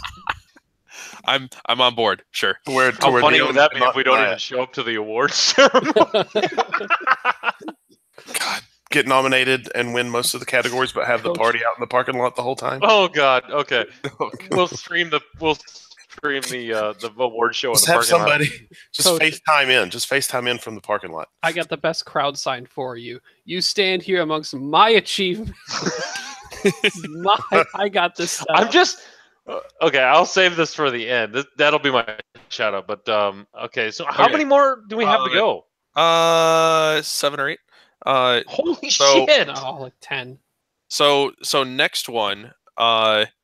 All right, we're gonna run through these like pow mow. All right. Okay. Best dressed player at premier event this year. Philip Horny. Phil Horny. Done. Phil Horny. Best performance from a non-meta list. Brandon Thayer. There's plenty out there. Best X-wing meme of the year. That one could get interesting. Way too many. Could be OCX. Just the podcast in general. Best U.S. based podcast of the year. Clearly us. Best U.S. based X-wing stream channel of the year. Meta versus Meh. Yeah. Best non-U.S. X-wing podcast of the year. Buenos Dias X-wing. So obviously, OCX. Okay. Put a pin in it for next year. We're going to try to do an entire episode in Spanish. That would be the April Fool's episode. Oh, there you go. The next one is best non-U.S. X-wing stream channel of the year. That's probably guaranteed to go to the TV. Yeah, those guys got a shoe in for that one. Onyx, we got to go Onyx Squadron. Best U.S. X-wing YouTube channel, OCX. Best non-U.S. X-wing YouTube channel. We'll find a way to win that. Best X-wing repaint of the year. Luke Carrington.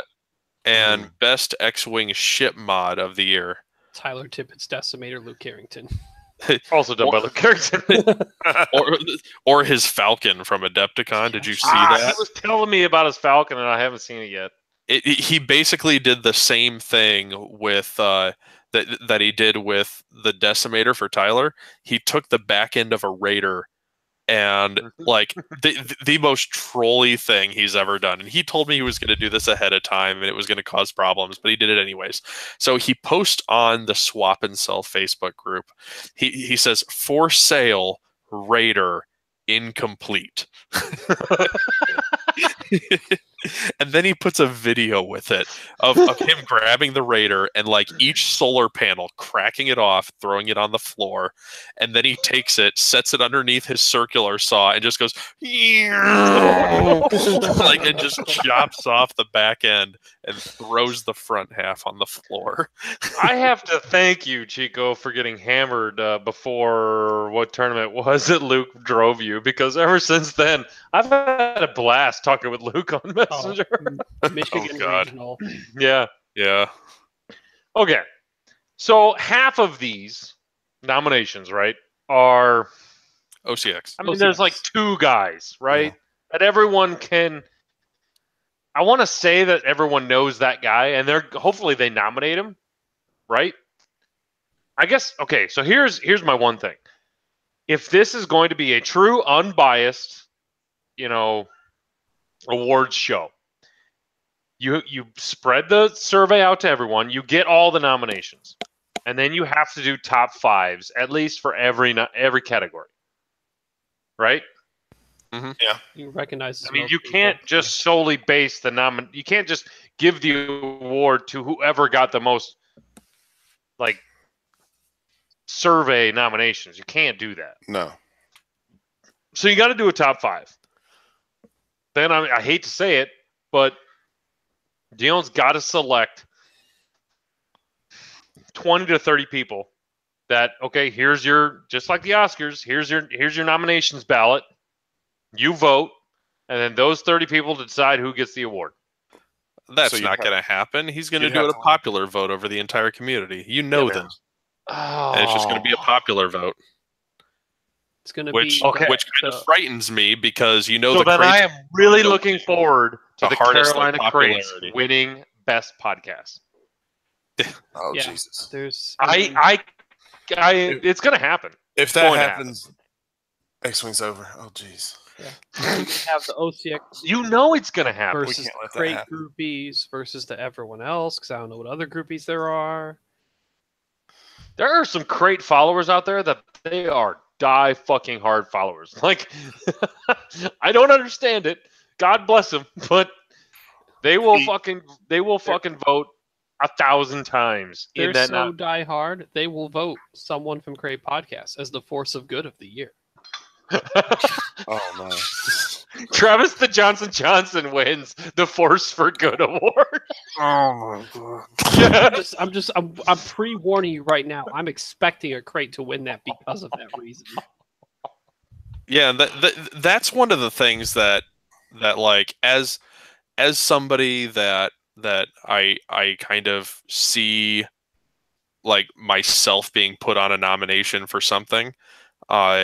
That's one of the reasons I'm not expecting like a win, because of the chaos of open voting. So like me personally, like I put out there like if my name shows up for the nomination of something, I'm super ecstatic at that point, and like I'm just gonna leave my happiness right there, no expectations beyond that, and just give my little acceptance speech of happiness to the community at that point. Try to keep it wholesome. I can tack on to your wholesomeness. Like, so this is the first year that he's done it too. So if it goes well, bear with him and tweak it for next year to make it even better. Oh yeah, I'm just saying, and I offered an olive branch out to him tonight. He's doing his league tonight, so I said, hop on whenever you can, because we would like to discuss this, but he can't leave it up to popular vote. He just can't do it. It's I don't know. It just doesn't seem the way it should work. Yeah. No. You have the chance for the majority of fanatics, and I'm not saying like in the literal sense, but closest to it in that regard to people who follow certain podcasts, and even on our end or Crates or whoever if it may be, to overwrite in a way the consensus feel, I guess, of the community. The other thing is think about how much it would benefit all of these other people that no one's ever heard of, right? In a lot of these categories, if you mandatorily did a top 5, right? So let's just go ship mods. So Luke Harrington's going to be at the top. I mean, he's going to win it. Well, there are a lot of people in like the mods and repaints like Facebook group that do some baller stuff. It's like Luke's one of like my local guy, and like I have to be on his side. But I mean, we have to accept that there are some fallen ass people out there. Another big name is like Rasta. Rasta does it. Rasta does. Yep. Shout out to Nick Bond. There are a lot of good stuff out there. I mean, of course, I'm going to vote for Luke if I get a chance. But if you did a top 5 in every category, you put it out for everyone to see, right? Oh, definitely, yeah. Yep. I'm going to go research who these people are, what they've done. Yeah, that would actually allow people to. And I'm going to go like, whoa, wait a minute. That freaking G1A was awesome. Can we pause this for a second? Has anybody gone through and nominated Soontir Fell for all of these? You know there has. You know there There's going to be someone with just hi Chris on all of them. Because I feel like Soontir Fell wins them all, right? And there's my problem with having it being popular vote. Yeah. I mean, I know it sucks. It sucks. Do you now see why I'm not the force for good here? The force for good. In the voting, first name Soontir, last name Fell. Oh, there you go. Yep. So bad. Oh. He needs at least one vote, though. Delete this. What you're trying to spell is shut the front door. I don't know. Whatever. I don't get it. So you can understand where I'm coming from, where this has to be, okay, you have a popular vote to get your top 5. And maybe it doesn't need to be a closed group that votes on the top 5. Maybe it goes back out to a popular vote. But I really feel like it should be an unbiased group of people. Of course, it's he's gonna have to pick. Yeah. I don't know. It's fuzzy around there. Set up a way to leave it up to a popular vote. Yeah. And then him randomly pick 20 people to vote. And yeah, something like that. Maybe grab 5 of the top podcast guys, 2 of the top mod guys, the guys who do, and you can't vote for yourself, obviously, in this little group. And then that's your nominations. You do the nomination process. Everyone gets the limelight at the World Show, which is going to be even more. What am I trying to think of? Limelight, spotlight, exposure. Yeah, there we go, exposure. So you do this at the World Show, and you go, okay, here's the top 5. And everyone's like, oh, wow, I've never even heard of that guy doing alt arts. We're actually looking for an alt art.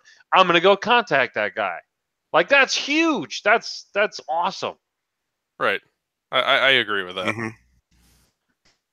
I think that would be a great way to do it. It would keep it fair.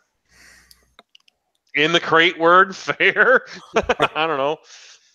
Especially stuff that's like non-US categories. Like people. I just get scared when nerds do awards because it's like. Well, they tried to do this in the past, and it was a brace yourselves. It was an FFG forum thread of who would we give awards to, and oh my gosh, that was the biggest shit show. Like, it was so bad.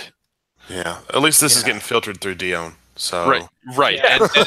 and that's where like I sent him a message right after he announced this, and I basically said I am terrified of the salt of people who get less recognition than they think they deserve, and that happens with people who volunteer. They get really salty when they think they're underappreciated, and it happens. I even get those days where that happens to me, but you shake it off and you move on. Throw on a little Taylor Swift, shake it off. Yeah. But I started the conversation with Dion. If anyone can pull this off, it's you. But yes. You scare me. You scare the hell out of me. It's like, and I sent him the meme of Padme saying, "You're going down a road I cannot follow." Yeah, I think Coach's idea of having the nominations at least publicly known, whether it's before or during the award show, whatever way they decide to go, that's going to be very good. Yeah, because the nomination process ends April 7, I believe. So you all have 3 more days to just OCX blanket the shit out of that survey. Mm-hmm. But there again, like we're saying, just put out OCX for everything. Like, that's the problem, is you got nerds with nothing better to do in computers, and they're just like, oh, this will be fun. And unlimited submissions. So it's by the way, I'm just going to create 12 emails. You don't even, you don't even need an email. You could just multiple times, doesn't matter. You just hit reform submittal and fill the whole damn thing out again. If Chris Allen and the Crates can put out a 12-hour podcast, I just wonder how many submissions they have for themselves at this point. Oh, they have a lot of time on their hands. I bet their next podcast is just going to be nominations the whole time. The whole time. I nominate the nominations for everything. I mean, seriously. Chris, could win the best alt art. I'm nominating Junior Fell as we speak. Like, I'm pretty sure Dion would not let some of those through. He would just filter them out and be like, all right, real things. What's the order? Yeah, I'm sure. And like I said, when he took over the World's Party and did this Gold Squadron thing, I wasn't too butthurt over about it because if you would have left this up to me, it would have been interesting. I'd have introduced a lot of people to a lot of new things, but no, this is much more professional and better. I don't like professional. Ooh, scares me. But oh shit, I had something going there. Nope. It's like right there. Tweak. But it's not. Tweak, yeah, let's tweak this. Okay, so let's get down to the important question. Just a second. Uh-oh. Submitted by first name Soontir, last name Fell. Okay. Okay. So where was I going with this? Okay. So the award, like the physical award, what do you think it's going to be? Because I've already seen that it needs to be like a bust of Dion. It is a Retributor gold painted Y-wing. It's an X-wing Y-wing. I was going to say, might just be like a Y-wing. Just a gold Y-wing. That's boring. Get interesting here. Come on. Okay. Y-wing bling. Just a side note. Who here has watched the League on the FX? Oh, you're not a whole bunch, but yes, I'm yeah, what the hell is the name for that face they make? Oh, that I have no idea. No clue. The face they make? All I can think of is O-Face from Office. It's not O-Face. They have a certain name for it. Okay, so while he's thinking that, what I think it needs to be, I'm not going to think of it. It is an easily changeable gold encrusted dial upgrade. With a hand that like got his finger on it. Oh shit! Oh shit! Vinegar strokes. Fuck yes, Patrick for the win. It is Dion's vinegar strokes. Vinegar strokes. Yep. Thank you, Patrick. No, I totally approve of the golden hand on a gold-plated, just slowly. It's like 2 bank, 2 straight. It's right in between. Nice. That'd be perfect. And this is why we're not winning any of these. I don't know. If it's a Goldie, it's got to be a gold Y-wing, doesn't it? I would probably. Yeah. If we're being realistic here, could just be. I don't know if you get like if they've ever created those like small football helmets. If there was like a small like Rebel pilot helmet, it painted all gold. I could see that. Mm-hmm. They could go super fucking cheap. And Dion, if you're listening or watching, hold on 1 second. Print off some certificates for everybody. Oh, jeez. Paper. You could do the super cheap X-Wing Top Gun spray painted miniature model on a crappy stained piece of wood. Nice. That's supposed to have Kyle's name like 3 times underneath this. Because he's a dick. Oh, Montana's name should be on there too. Sorry. Oh, here we go. So if these awards go horribly wrong, oh no, does Do we have to question Dion on if he had malicious intent? Oh. Oh, shit. I feel like we have to now. Right?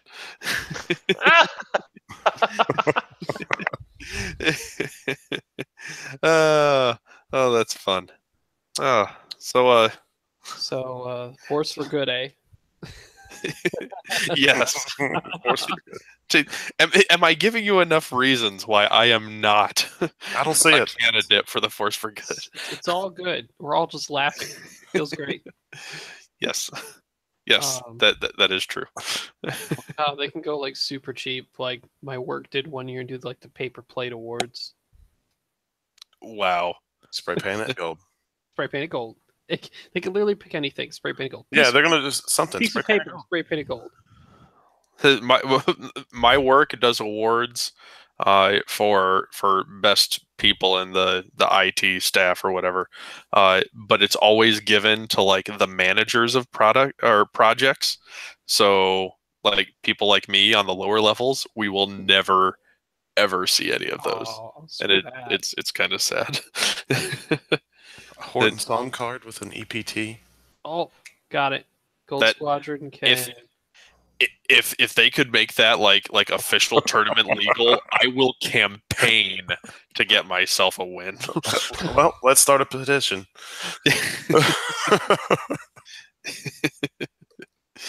Oh yeah. So somebody said if something doesn't go horribly wrong with the Goldies, we just accuse Dion of cheating. It's going too well. Because clearly, if he goes popular vote and something ridiculous doesn't happen, he clearly cheated. But like to his credit though, like I could see him sitting there as he loads up his computer and tippity types and goes into the to collate all of the information for all these, and he looks at the votes and he goes, No, I'm not doing that. I don't care how many people nominated you. It's like, no, I'm not doing that, and just boop boop deleted. Yep. Which frankly, I'm sure is what he's going to have to do. Cough. Yeah. Soontir nominated for everything. Cough. But so he's going to have to do that for something. But hopefully he picks like what I assume is going on for this whole thing. Like I'm not inside his head, but I assume he's going to take all these nominations. He's going to look through a bunch of them and go, yeah, I agree with this, top 5, top 10 or whatever, and puts it out there for popular vote. So he's kind of going to choose who's able to get voted on. And then people will just be able to select through non-editable radio buttons. Unlike Facebook. We're super fucked then. What you're saying is we're potentially thinking he's going to collude the results. Judge? Not, Judge? No. I am not Goldie Judge. And I don't know why you would ask me anyways. There's no proof that I'm the best judge anyways, because there's no Goldie award for that. # not salty. Damn. The judge line's not there, and Chico's making his voice heard. Good segue. What we need to have is a Goldie award for best member of the X-Wing Judge Illuminati. No one nominated, no winner. Because clearly there's none. Never exists. Okay, good segue though. Deep. What was your guys' nomination category? Did you guys fill that out? I feel like I should have. What the category? I now feel like I should have. Yeah, like you guys after didn't fill that out? No, but after seeing and Chico reading off everything, yeah, we should have. Oh man. There's definitely some in there that I look at and I'm like, I know who put that in. Like, I know exactly who put that in. So there's some that sound like mine, but not anything specific besides maybe like the alt art. But I was mainly going for the alt art creator of the year because going through all the Altar cards specifically, it was like, oh my god, it'd be crazy. What if we just picked the people who actually make them?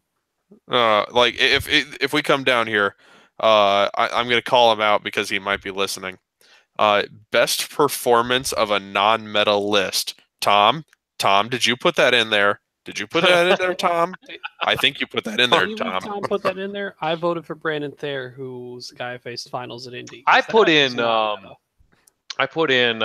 best podcast host, best podcast co-host, which I thought would have been a fun category.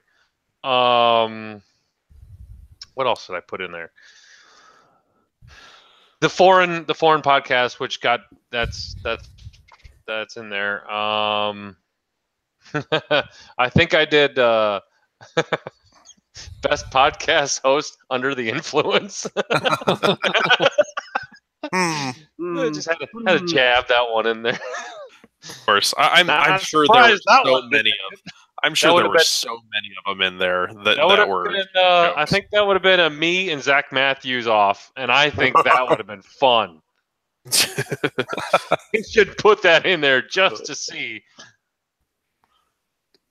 And to tell you the truth, you could probably have the nomination process be on one episode of me and Zach Matthews on OCX Radio.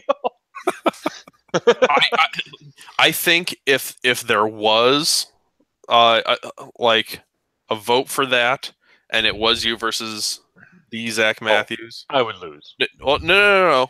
We would have to declare it a tie, and then the tiebreaker would be getting hammered that night. See who does the best. I think you should just have a challenge now. Do that anyways. All right. Trophy.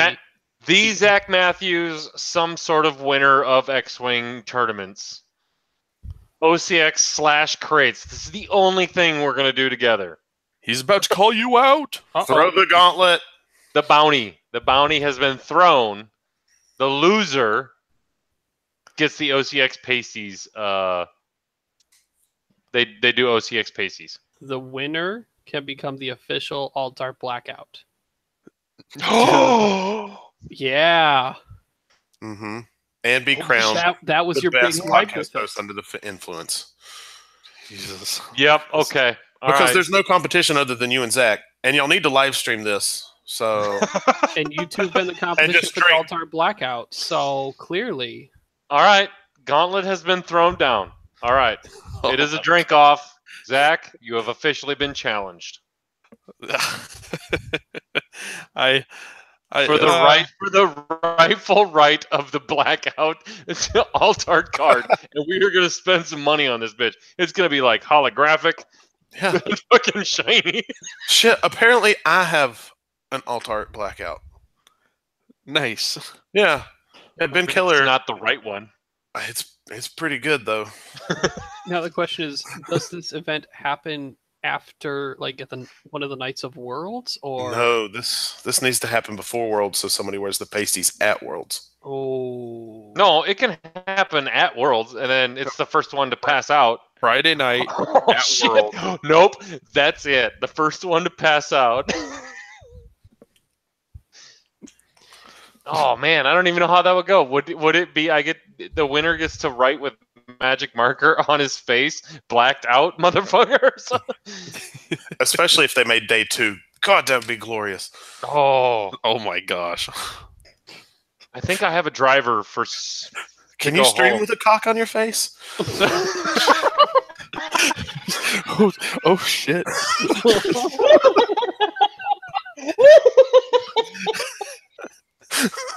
Thanks, Gold Squadron.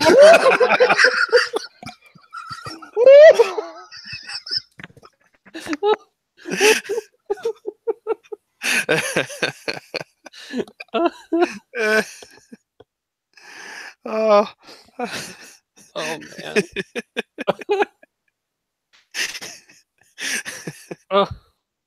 I can't wait till that hits the YouTube comments.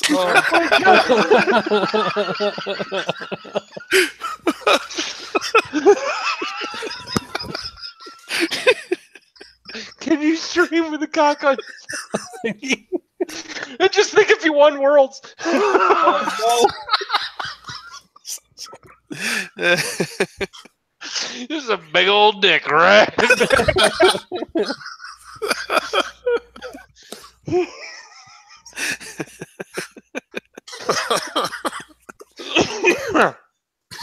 Okay, to be fair, I think we. Oh man, I think we need to add Ricky into this one too. I feel like he's going to be left out if I don't mention him. So it might be a Ricky Coach Zakoff. That's a good nomination. All right, Scum and Villainy, you're involved in this too. I'm taking bets in the parking lot. Oh my god. Oh my god, that's too funny. All right, we're gonna work up the rules, and whoever wins is the official blackout alt art. It might be all three of us. And it might have to be the long ways card at a bar. It's just a picture of all you guys passed out, just one big Everyone picture. just sleeping on each other. That might end up being the real win. That probably will. We'll put you all next to each other, push your heads together, and draw one big dick. With our powers combined. Ball's here. It just keeps going across another face and the head over. If you win, you get your choice of which part of the dick. Oh yeah, if you win, you can decide which part you are. Okay, that was awesome. A three-way blackout. Oh, that doesn't sound right. Okay, so is that the sign we wrap this up on? Maybe that might be the sign for Yub Nub. I think that's fair. All right, let's do shout-outs first. Oh God. All right, Ryan Ledford, you are the guest. You get to do shout-outs first. Sure. Thank you guys for having me on tonight. Was a pleasure and a blast. I did mention that you're a part of the Hornet Squadron radio tonight. I guess. Like, wait, did I do that? Man, I hope I did. Maybe I don't want at to some pull a point. Dion. Oh. Wait, I'm sorry. Jerry- No, that was mean. I'm just here for the ride. Jerry's just like world's prep ? It was just like Next time. World's prep. To be we continued. yeah, bring beer and low Spray your expectations. face with Pam so the magic marker wipes off. Fair. World's prep 101. Everybody bring the biggest magic marker you can. Pam, I am dick proof. Right, so for my shout out, I'm gonna say shout out to people coming to CAC this weekend. Super awesome event. You should totally be there. If you're not, be sad because you're not there, and that should make you sad. It's gonna be awesome. I guess I get to be sad because I'm not going. Yep, you should be. But shout out to all the people who are going. Sounds like a great event, great cause, obviously, and more people should go because I'm not going. So take my place. You do good things because I'm apparently being a bad person. I will take Lothal Finn just for you. I didn't tell you to do that. In honor of your regional win. No. Take Bob. Take Bob. Take Bob. Take Bob. You tried it. You won. No, I'm totally taking Bob. Yes. My shout outs are going to be going to, first of all of our listeners. If there was a category for a Goldies Award on Best Podcast Fan Base, you guys would win it. Fucking It would go to the out. crates. No, it wouldn't. I'm kidding. I'm kidding. Terrible human beings. Relax. It's a joke. It would go to our guys. OCX Nation is strong, baby, and we're getting bigger every day. I don't know how, but there's not a day goes by that I do not accept an approval for the OCX Aces page. Careful though, because I just got a lady from Chicago who was definitely ready to jump my bones on Messenger, and I was like, "Whoop! You don't play X-Wing, and I doubt you know Tyler Tippett, so I'm out." That was super fucking awkward, Nelly, whatever your name is from Chicago. Oh, I got that one today. Did you get that one too? You're a mutual friend with Tyler Tippett. Yeah. Let's see. Nelly fucking Anderson. Hey, stop trolling the X-Wing community to get your bones jumped. Or keep We're not it up up for it. Or keep it up, no. But just filter out the ones that are married, happily married. Is she going to be at the World's Party? She is now. She would have been at my World's Party. Oh, no. That's why Dion took it over. I want to shout out to Dion. Dude, I hope this thing goes well for you. I really do. I wish you all the luck in the world. It's gonna be iffy. You're gonna get a lot of flack, but fuck those guys. They don't know what they're talking about. Especially us. Including us. Yeah, especially including us. That's, I think, pretty much it for shout outs. Minnesota, I'm coming up your way apparently this weekend.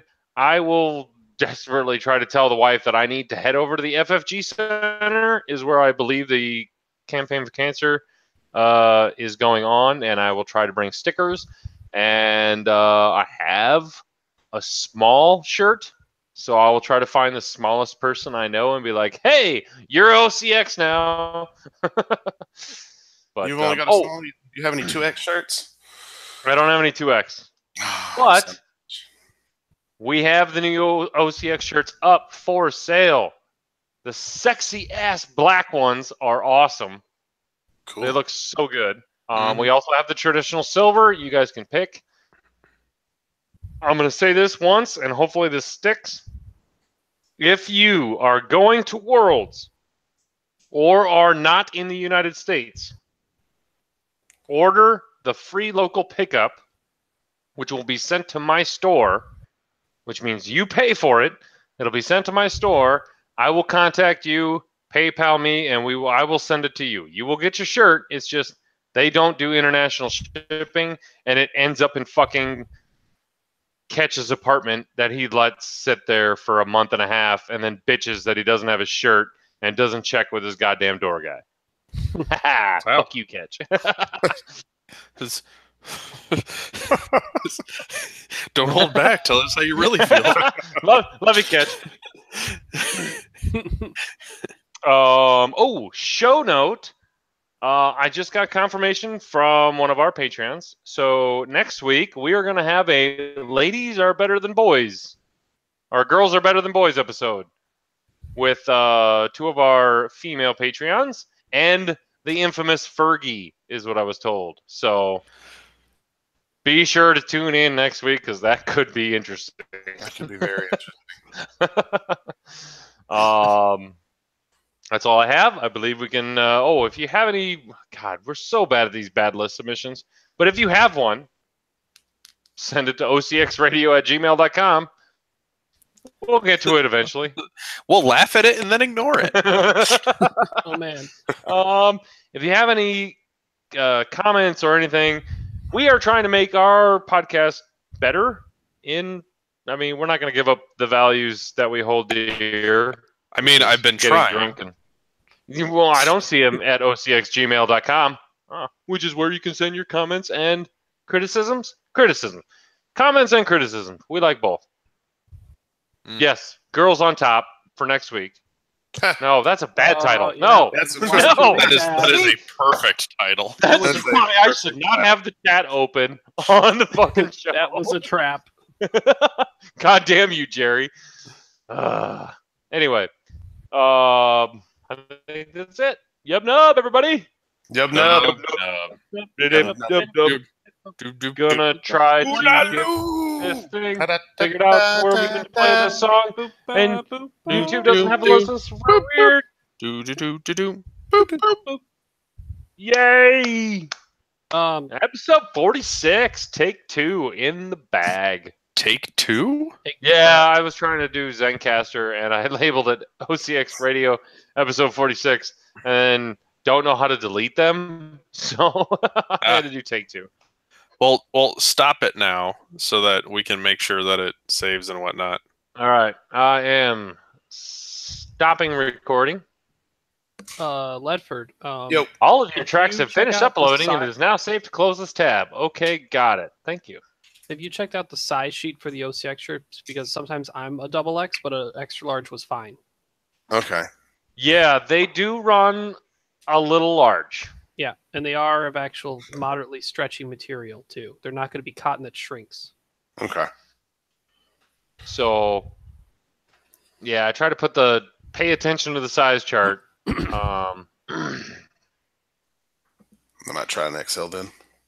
Yeah, I'm going to a large. I usually wear XL, but I'm going to a large for my short sleeves. Oh, also, Patreons. Fuck. If you're a Patreon member, you get $3 off your shirt. So what the fuck? Message me, and you get your $3 off. Because if you don't take the code, I will. Exactly. I've only given out 7 codes, and I have 30. And if you ever buy Sling Paint tokens, use the Hornet Squadron code. Jesus. Thanks, Chris Allen. Oh, he plugged us. He plugged us on his cast. He's like, yeah, just Sling Paint, just plug Hornet, and you get a discount. And Berto got like $300 worth of sales. Oh man, Nice. I remember that episode. Yeah. And Berto came up to us and was like, all right, well, here's your cut.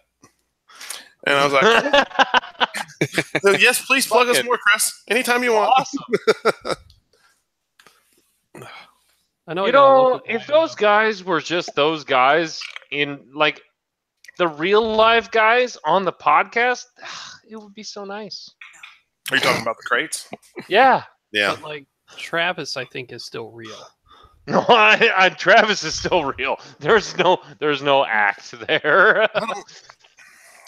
Last time I met Travis was the first time I met Travis. He gave us Russian vodka at Nova. I took 2 shots and then fell asleep for an hour.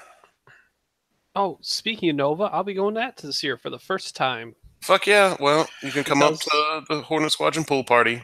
Oh, man. Hey, when is Nova? Labor Day weekend. Oh, fuck. Wait, what day is the pool party? Because I'm trying to figure out what heat I should play in. We're probably going to try and keep it running Friday and Saturday. Okay. Yeah. We're playing in Heat 1 right now. Okay. Most of us are in Heat 1. As per the same thing as Worlds and Nova, I wouldn't have considered going to any of this if I didn't win the regional. Then I'm like, oh look, I got to buy. Oh look, I have a reserved ticket. I guess I should just go. It looks like it's going to be the same format as last year: top 64 and deathmatch bracket all the way down. Oh, that's really cool. Oh, Isn't that the largest bracket that normally is created? So ridiculous, though. Mm-hmm. So, guys, I am slowly starting to put together this Masters of the Midwest tournament. Nice. What is this again? It's basically like what Nova has, the Crate Cup has. It's not going to be Crate Cup format, but it's like what Nova and like all these super non-FFG awesome tournaments are, only for the Midwest. Nice. Oh, we don't have one here. Yeah, we're trying to do that in Charlotte. I want to call it the Queen City Classic. And I'm liking the pod idea, where you get It's a good one. pods of 8, and you work your way up, kind of a thing like that. This will be the first time I've tried pods this weekend. But contrary to what Montana says, the top 4 will be getting OCX coins. Along with templates. I've got templates coming from Australia. I've got some stuff coming from Australia, not Alabama? No. They're sending me the the Eddie 3 hard turn pink ones. Okay. So I'm gonna try to get and this is where you're gonna win the blue jacket. So. Oh, good lord. Yep. Obviously, I'm not going to be able to hold it in Orange City. It's probably going to be either Des Moines or Omaha. Have you thought about changing Asajj to Ketsu and trying Ketsu Bosk? Yes. But I love my Asajj. She just doesn't die. No, I understand. No, that's why I like her too. Well, like... she totally dies when you fly her off the board. Ketsu does too. Aha! And with that, I gotta go. Who's this guy with jokes? Later, Chico. Night, Chico. Later, guys. Yeah, can confirm. Ketsu's also fun. It is basically the complete opposite of Asajj. You do full offense instead of full defense. Yeah, and I don't know. Dude, I flew this Deuces list the other day. Oh my god, it was fun. What's a Deuces list? It was 3 news, long range scanners and harpoons, and it was a Omnigron group pilot with Hux and systems officer, tractor beam, and something else. Huh. And so you can basically Hux the 3 focuses to the news. They already have their target lock. They can slam and still shoot you turn 2. That's pretty awesome. Oh, so they have the title on them. Yeah, they have the title on them. Yeah. Yeah, the title also. I like that. It was a lot of fun. Oh my god, it was fun. I like that title, actually. And then you're like, well, shit, that new bumped. But since they're all 2s, I did a easy 1 straight with the Omnigron. So he's going to take a target lock on that guy that's just in range 3. Tractor beam the guy off the bump, and now you can shoot him. Well, the perfect part is you Hux the fanatical devotion to the tractor beam Omnigron, and you lower his agility. Oh, the auto tractor beam. You auto tractor beam. Holy shit! Believe me, it really sucks when you're getting shot by 3 harpoons. Yeah. 1 less agility. Everybody. Nim goes boom. Let's just say that. Nim should probably not be there. No, but that's the beauty of it. Like, no matter where Nim goes, like, I can still slam and still shoot my harpoons.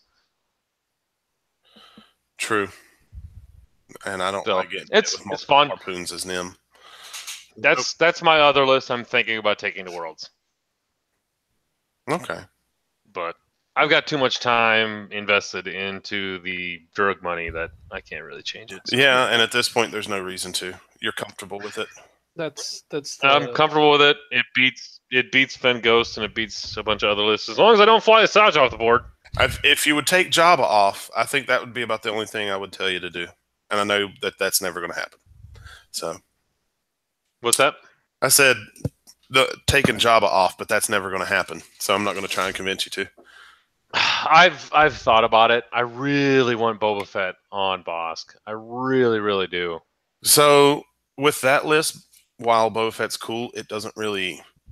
I don't know if it's going to play a factor, honestly. Because Bosk might die before he gets a chance to. I flew it at Minneapolis Regionals, and I definitely I used Boba Fett every turn. Did you? Or every game. Nice. And when you can like just hamstring the shit out of their list, Asajj just has free reign. Mm-hmm. Mm-hmm. I still like Zuckuss. I still like Zuckuss on both. Zuckuss was good, or is good. Yeah. And I didn't have Dengar at Minneapolis Regionals, which that's tough. Yeah, I had Boba Fett and Jabba on Bosk. Okay. And it's like 1/2 dozen the other eggs in the basket kind of a thing. Mm-hmm. Where in one instance, like Dengar would have been fucking great. In the other instance, Boba Fett was perfect kind of a thing. So I don't know. It's a toss up. I'll see how I go. You guys know of the sneaky Boba Fett Greedo trick? Yep. It's so hilarious. Yep. I've got no. It's Boba.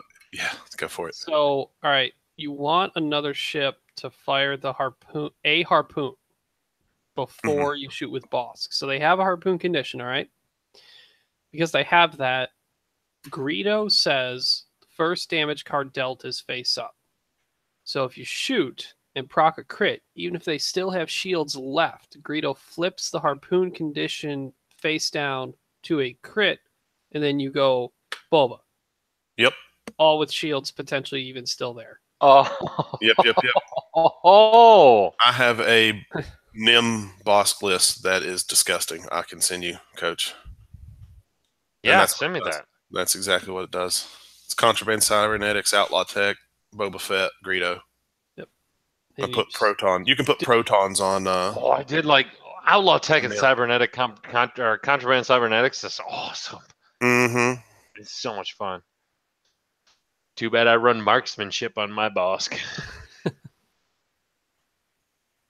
It's definitely a very as much as people harp on it, it is the worst thing to see when I roll nothing but fucking a crit and 3 eyeballs. Well, it's like boss is like right now the perfect storm for marksmanship to actually be okay because his EPT is very flexible. You have Dengar crew, most likely. If not, I don't know, maybe your rerolls. I don't know where you get them from. I guess. You get the rerolls from Dengar. Yeah, that's what I figured. Yeah, Dengar and Contraband Cybernetics lets you take marksmanship even though you stopped, and you're like, I'll do this twice. That's a fully modded attack essentially, and it's fucking great. It's just it's weird. It's weird how you fly because you have to fly the list differently for other lists that you're flying against. Yeah. It's not. You can have the same setup every time. It doesn't work that way. Which I have. I mean, that's why I'm probably taking it because I've flown it enough against many of different lists. I've taken it to 2 regionals, and I'm happy with it. I've done. I should have went. Whatever. Shoulda, woulda, coulda. But whatever. Yeah. Oh, now Sarah joins the chat. Sure, for the shit show. Mm-hmm. I'm really excited about this Girls on Top. That's such a bad title. Well, run it by them. They're the guests. I'll run it by them.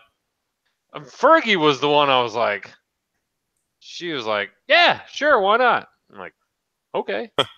Yeah, Patrick. And then I was like, well, is AJ up for it? She's like, yeah, I can't do it this weekend, but I can do it next weekend. I was like, okay. And Sarah was the last one. So, yay, girl power. Sarah confirms Girl on Top is interesting, but also true. But also true. Yes. Include that. According to my wife, anyway. Just include that quote in the title. It's Girls on Top is ... interesting. That'll be the title for next week's episode. Did you forget? Did you get Fergie her dual citizenship? I don't think she's quite OCX yet. I'm thinking probably after next week she will be.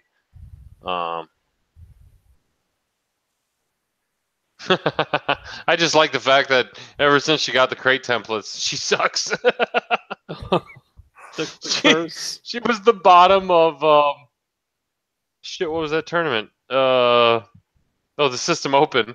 She was at the bottom. It's like I told you, it's bad. I use my crate templates, but they're personal. An update for all those of you sticking around. I did get a picture of the OCX templates. A lot of materials on back order, but he was able to cut 20 of them, and they look fantastic. I was worried that the X-wings in the X weren't going to turn out, but they'll be nice. They'll work out. Cool. Guys, got any shit you want to talk about? I don't know. I'm fucking. Oh, I guess this whole goddamn snow. Is this where I just talk shit about Jim Chadwick? Oh no. Yeah, sure. Go ahead. I'm just kidding. Well, that guy. Before you get into that, going back on an old topic or a thing we mentioned a few minutes ago, like Coach wanted to stick with his list. I'm kind of in between on 2. The NIM, Bob, and Ezra lists that I ran at Michigan Regional and the DepthCon. to some success, but like no cuts. I'm like, oh, I'm happy with my results, but I'm also kind of being swayed towards the Nim Asajj. So either way, I'm running a Nim. It's just, is it going to be Scum Nim with Asajj, or is which one? Yeah, Rebel Nim with Bob and Ezra?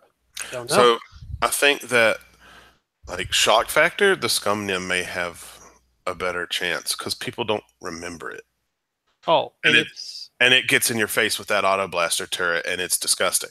Let's see, this one is TLT though for more consistent Is it TLT? shots. Yeah, it's the point fills out to where, if you go look at Nick Tobin on List Juggler and find him in like Adepticon and stuff, and his success at Wisconsin Regional, it's pretty much the same list idea, where Asajj is a little more offensive with expertise. And Glitter Stim, only one of them in case needs it for defense and countermeasures, and Title and Lots standard. And Nim, it's very control based. You got Genius that's more utilized to not having bomblet. It's got ion bombs and thermal dets. Okay. So you can use Genius 4 times instead of like 2. And because of Scum Nim, he doesn't care about dropping it after he moves. If like for me, if you were gonna do the Asajj Nim, oh man, that's tough. It's a tough target priority because they're gonna want to go for Nim. Yes. Like, you have to take Nim off. Yep. The problem is you leave Asajj around long enough, she won't die. The idea is to shove Asajj into their face and say, all right, got to take shots at her, and Nim comes in, depending on what you're facing, the second round or farther back.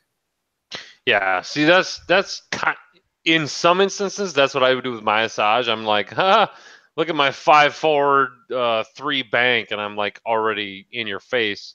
Try to kill her. You're not going to, but try.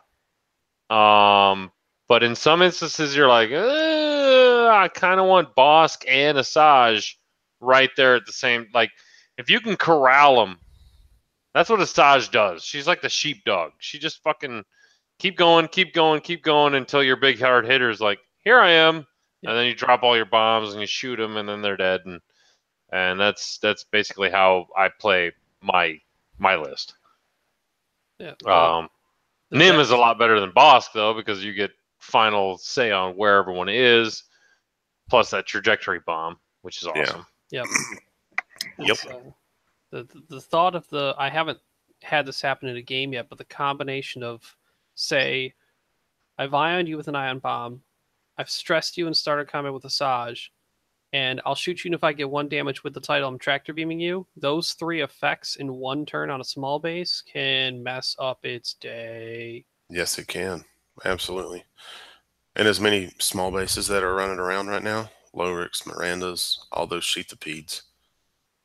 Okay. I just want to mention the greatest sentence I've ever seen in all of human history. All of human history, I'm telling you. After April, I will be dropping my Minoc Patreon down to add OCX. Oh! Uh-oh. Namaste, Pinto. Namaste. Damn. Pinto might actually have that extra large for you. Might. Actually, that'll give me a reason to drop by the FFG Center. Pinto, is it at the FFG Center? I need to know where the CAC is.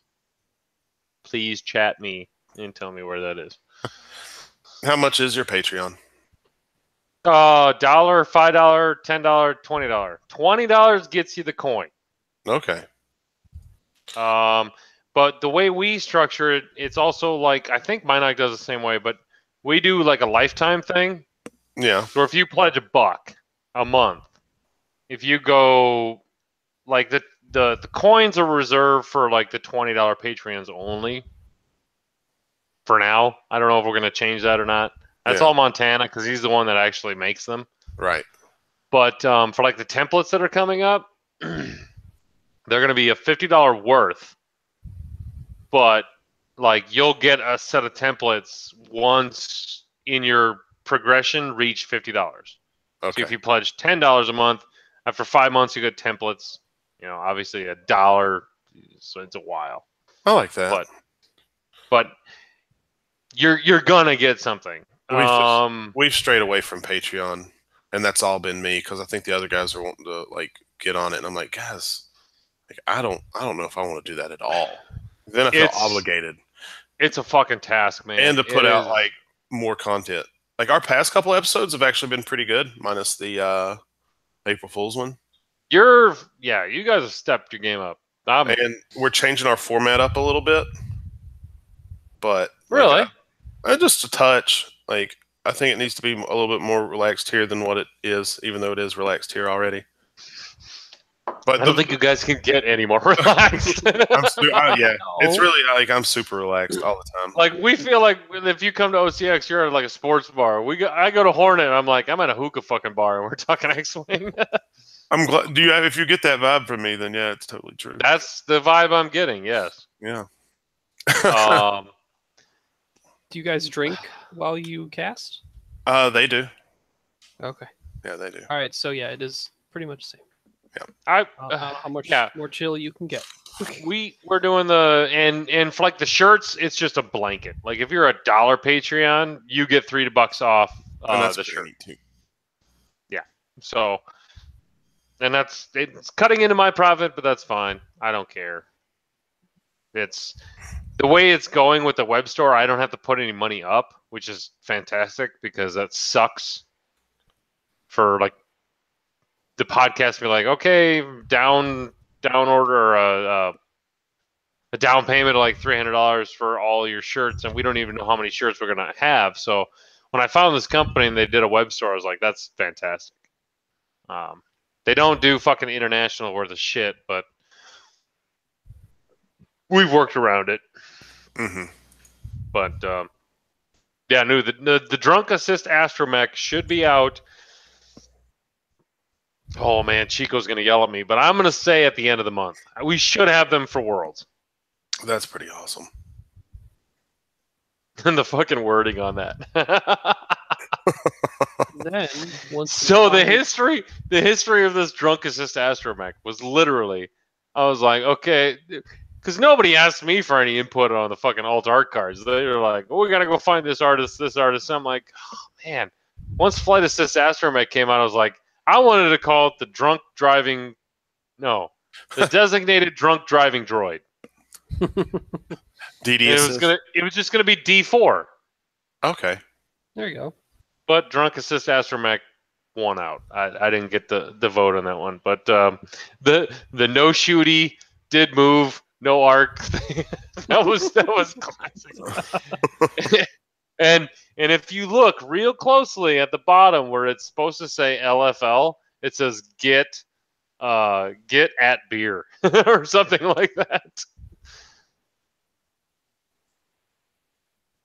So we should have those by Worlds, and if you're at Worlds, we should have a couple extra. We're gonna get new stickers with the bottle cap emblem on it. Mm-hmm. My flag should be done by Worlds, hopefully. I have to rig up the flagpole. Did the Midwest get another system open? I haven't heard of one. Okay, because I thought I heard whispers of another system open pop up. There's one supposed to be out there, right? I'm not sure. I was just looking for something to go to out in that area. The problem is I want to go to Gen Con, but I'd have to take off all of August. Yeah. So that would suck. Yeah, it'd suck. All of August? Well, just 2 weeks out of August, pretty much. Why? I don't fly. I like to drive. And I'd probably go up there on a Wednesday. So like half. How far are you from Indianapolis? Maybe 12 hours. That's a day. I'm 12 hours from Indianapolis. We leave Wednesday, Thursday, Friday, Saturday, Sunday. We drive back Sunday. That's a lot of time off. It's hard getting that time off. Unless I get a new job. So I'm actually in the works on that right now. I'll tell you what, fly your ass to Omaha, and you can be in the Midwestern Masters of the Midwest. Okay, I would do that. That's probably a pretty cheap flight for you because Omaha is a major hub for just about everything. And I've actually got a friend that lives in Nebraska, so there you go. Yep. We're thinking like right before. Right now, I'm thinking right before regionals. Okay, so in like October-ish. Yeah, it'll be September, October. Okay. If I can, isn't there a holiday in there somewhere? Halloween. God, I hate taking fucking holidays away from people, though. Halloween, Masters of the Midwest and costume party. We can do a costume party. That's not a bad idea. Shit. Okay, I'm gonna keep that in mind. All right. Well, boys. Wow. Yeah, way to go, Ledford. Jeez, this is the earliest we've quit. Oh, man, it's okay because I'm an early bird. I got to be at work at 7 in the morning, which is early for me. But thanks, appreciate it, Coach. Hey, you know you're welcome all the time. Yeah, no problem, man. Just when I approve you. Understandable. I want to get you on. We're do you guys? I mean, you listen to the Millennium Condor Battle de Fusion. I still need to watch that. I need to. Oh my God! Have you not heard that? Not yet. Holy fuck! I only got 18 minutes into the shuttle Tidarium one before I'm trying to figure out if I'm going to be allowed into Canada for my fishing trip this year. Ledford, hang around for a sec after we cut off broadcast. Okay. Good night, ladies and gentlemen. Thank you for watching the OCX Radio Podcast. From me, Coach, also joining or also saying goodbye is Stan Izuski, otherwise known as Topski.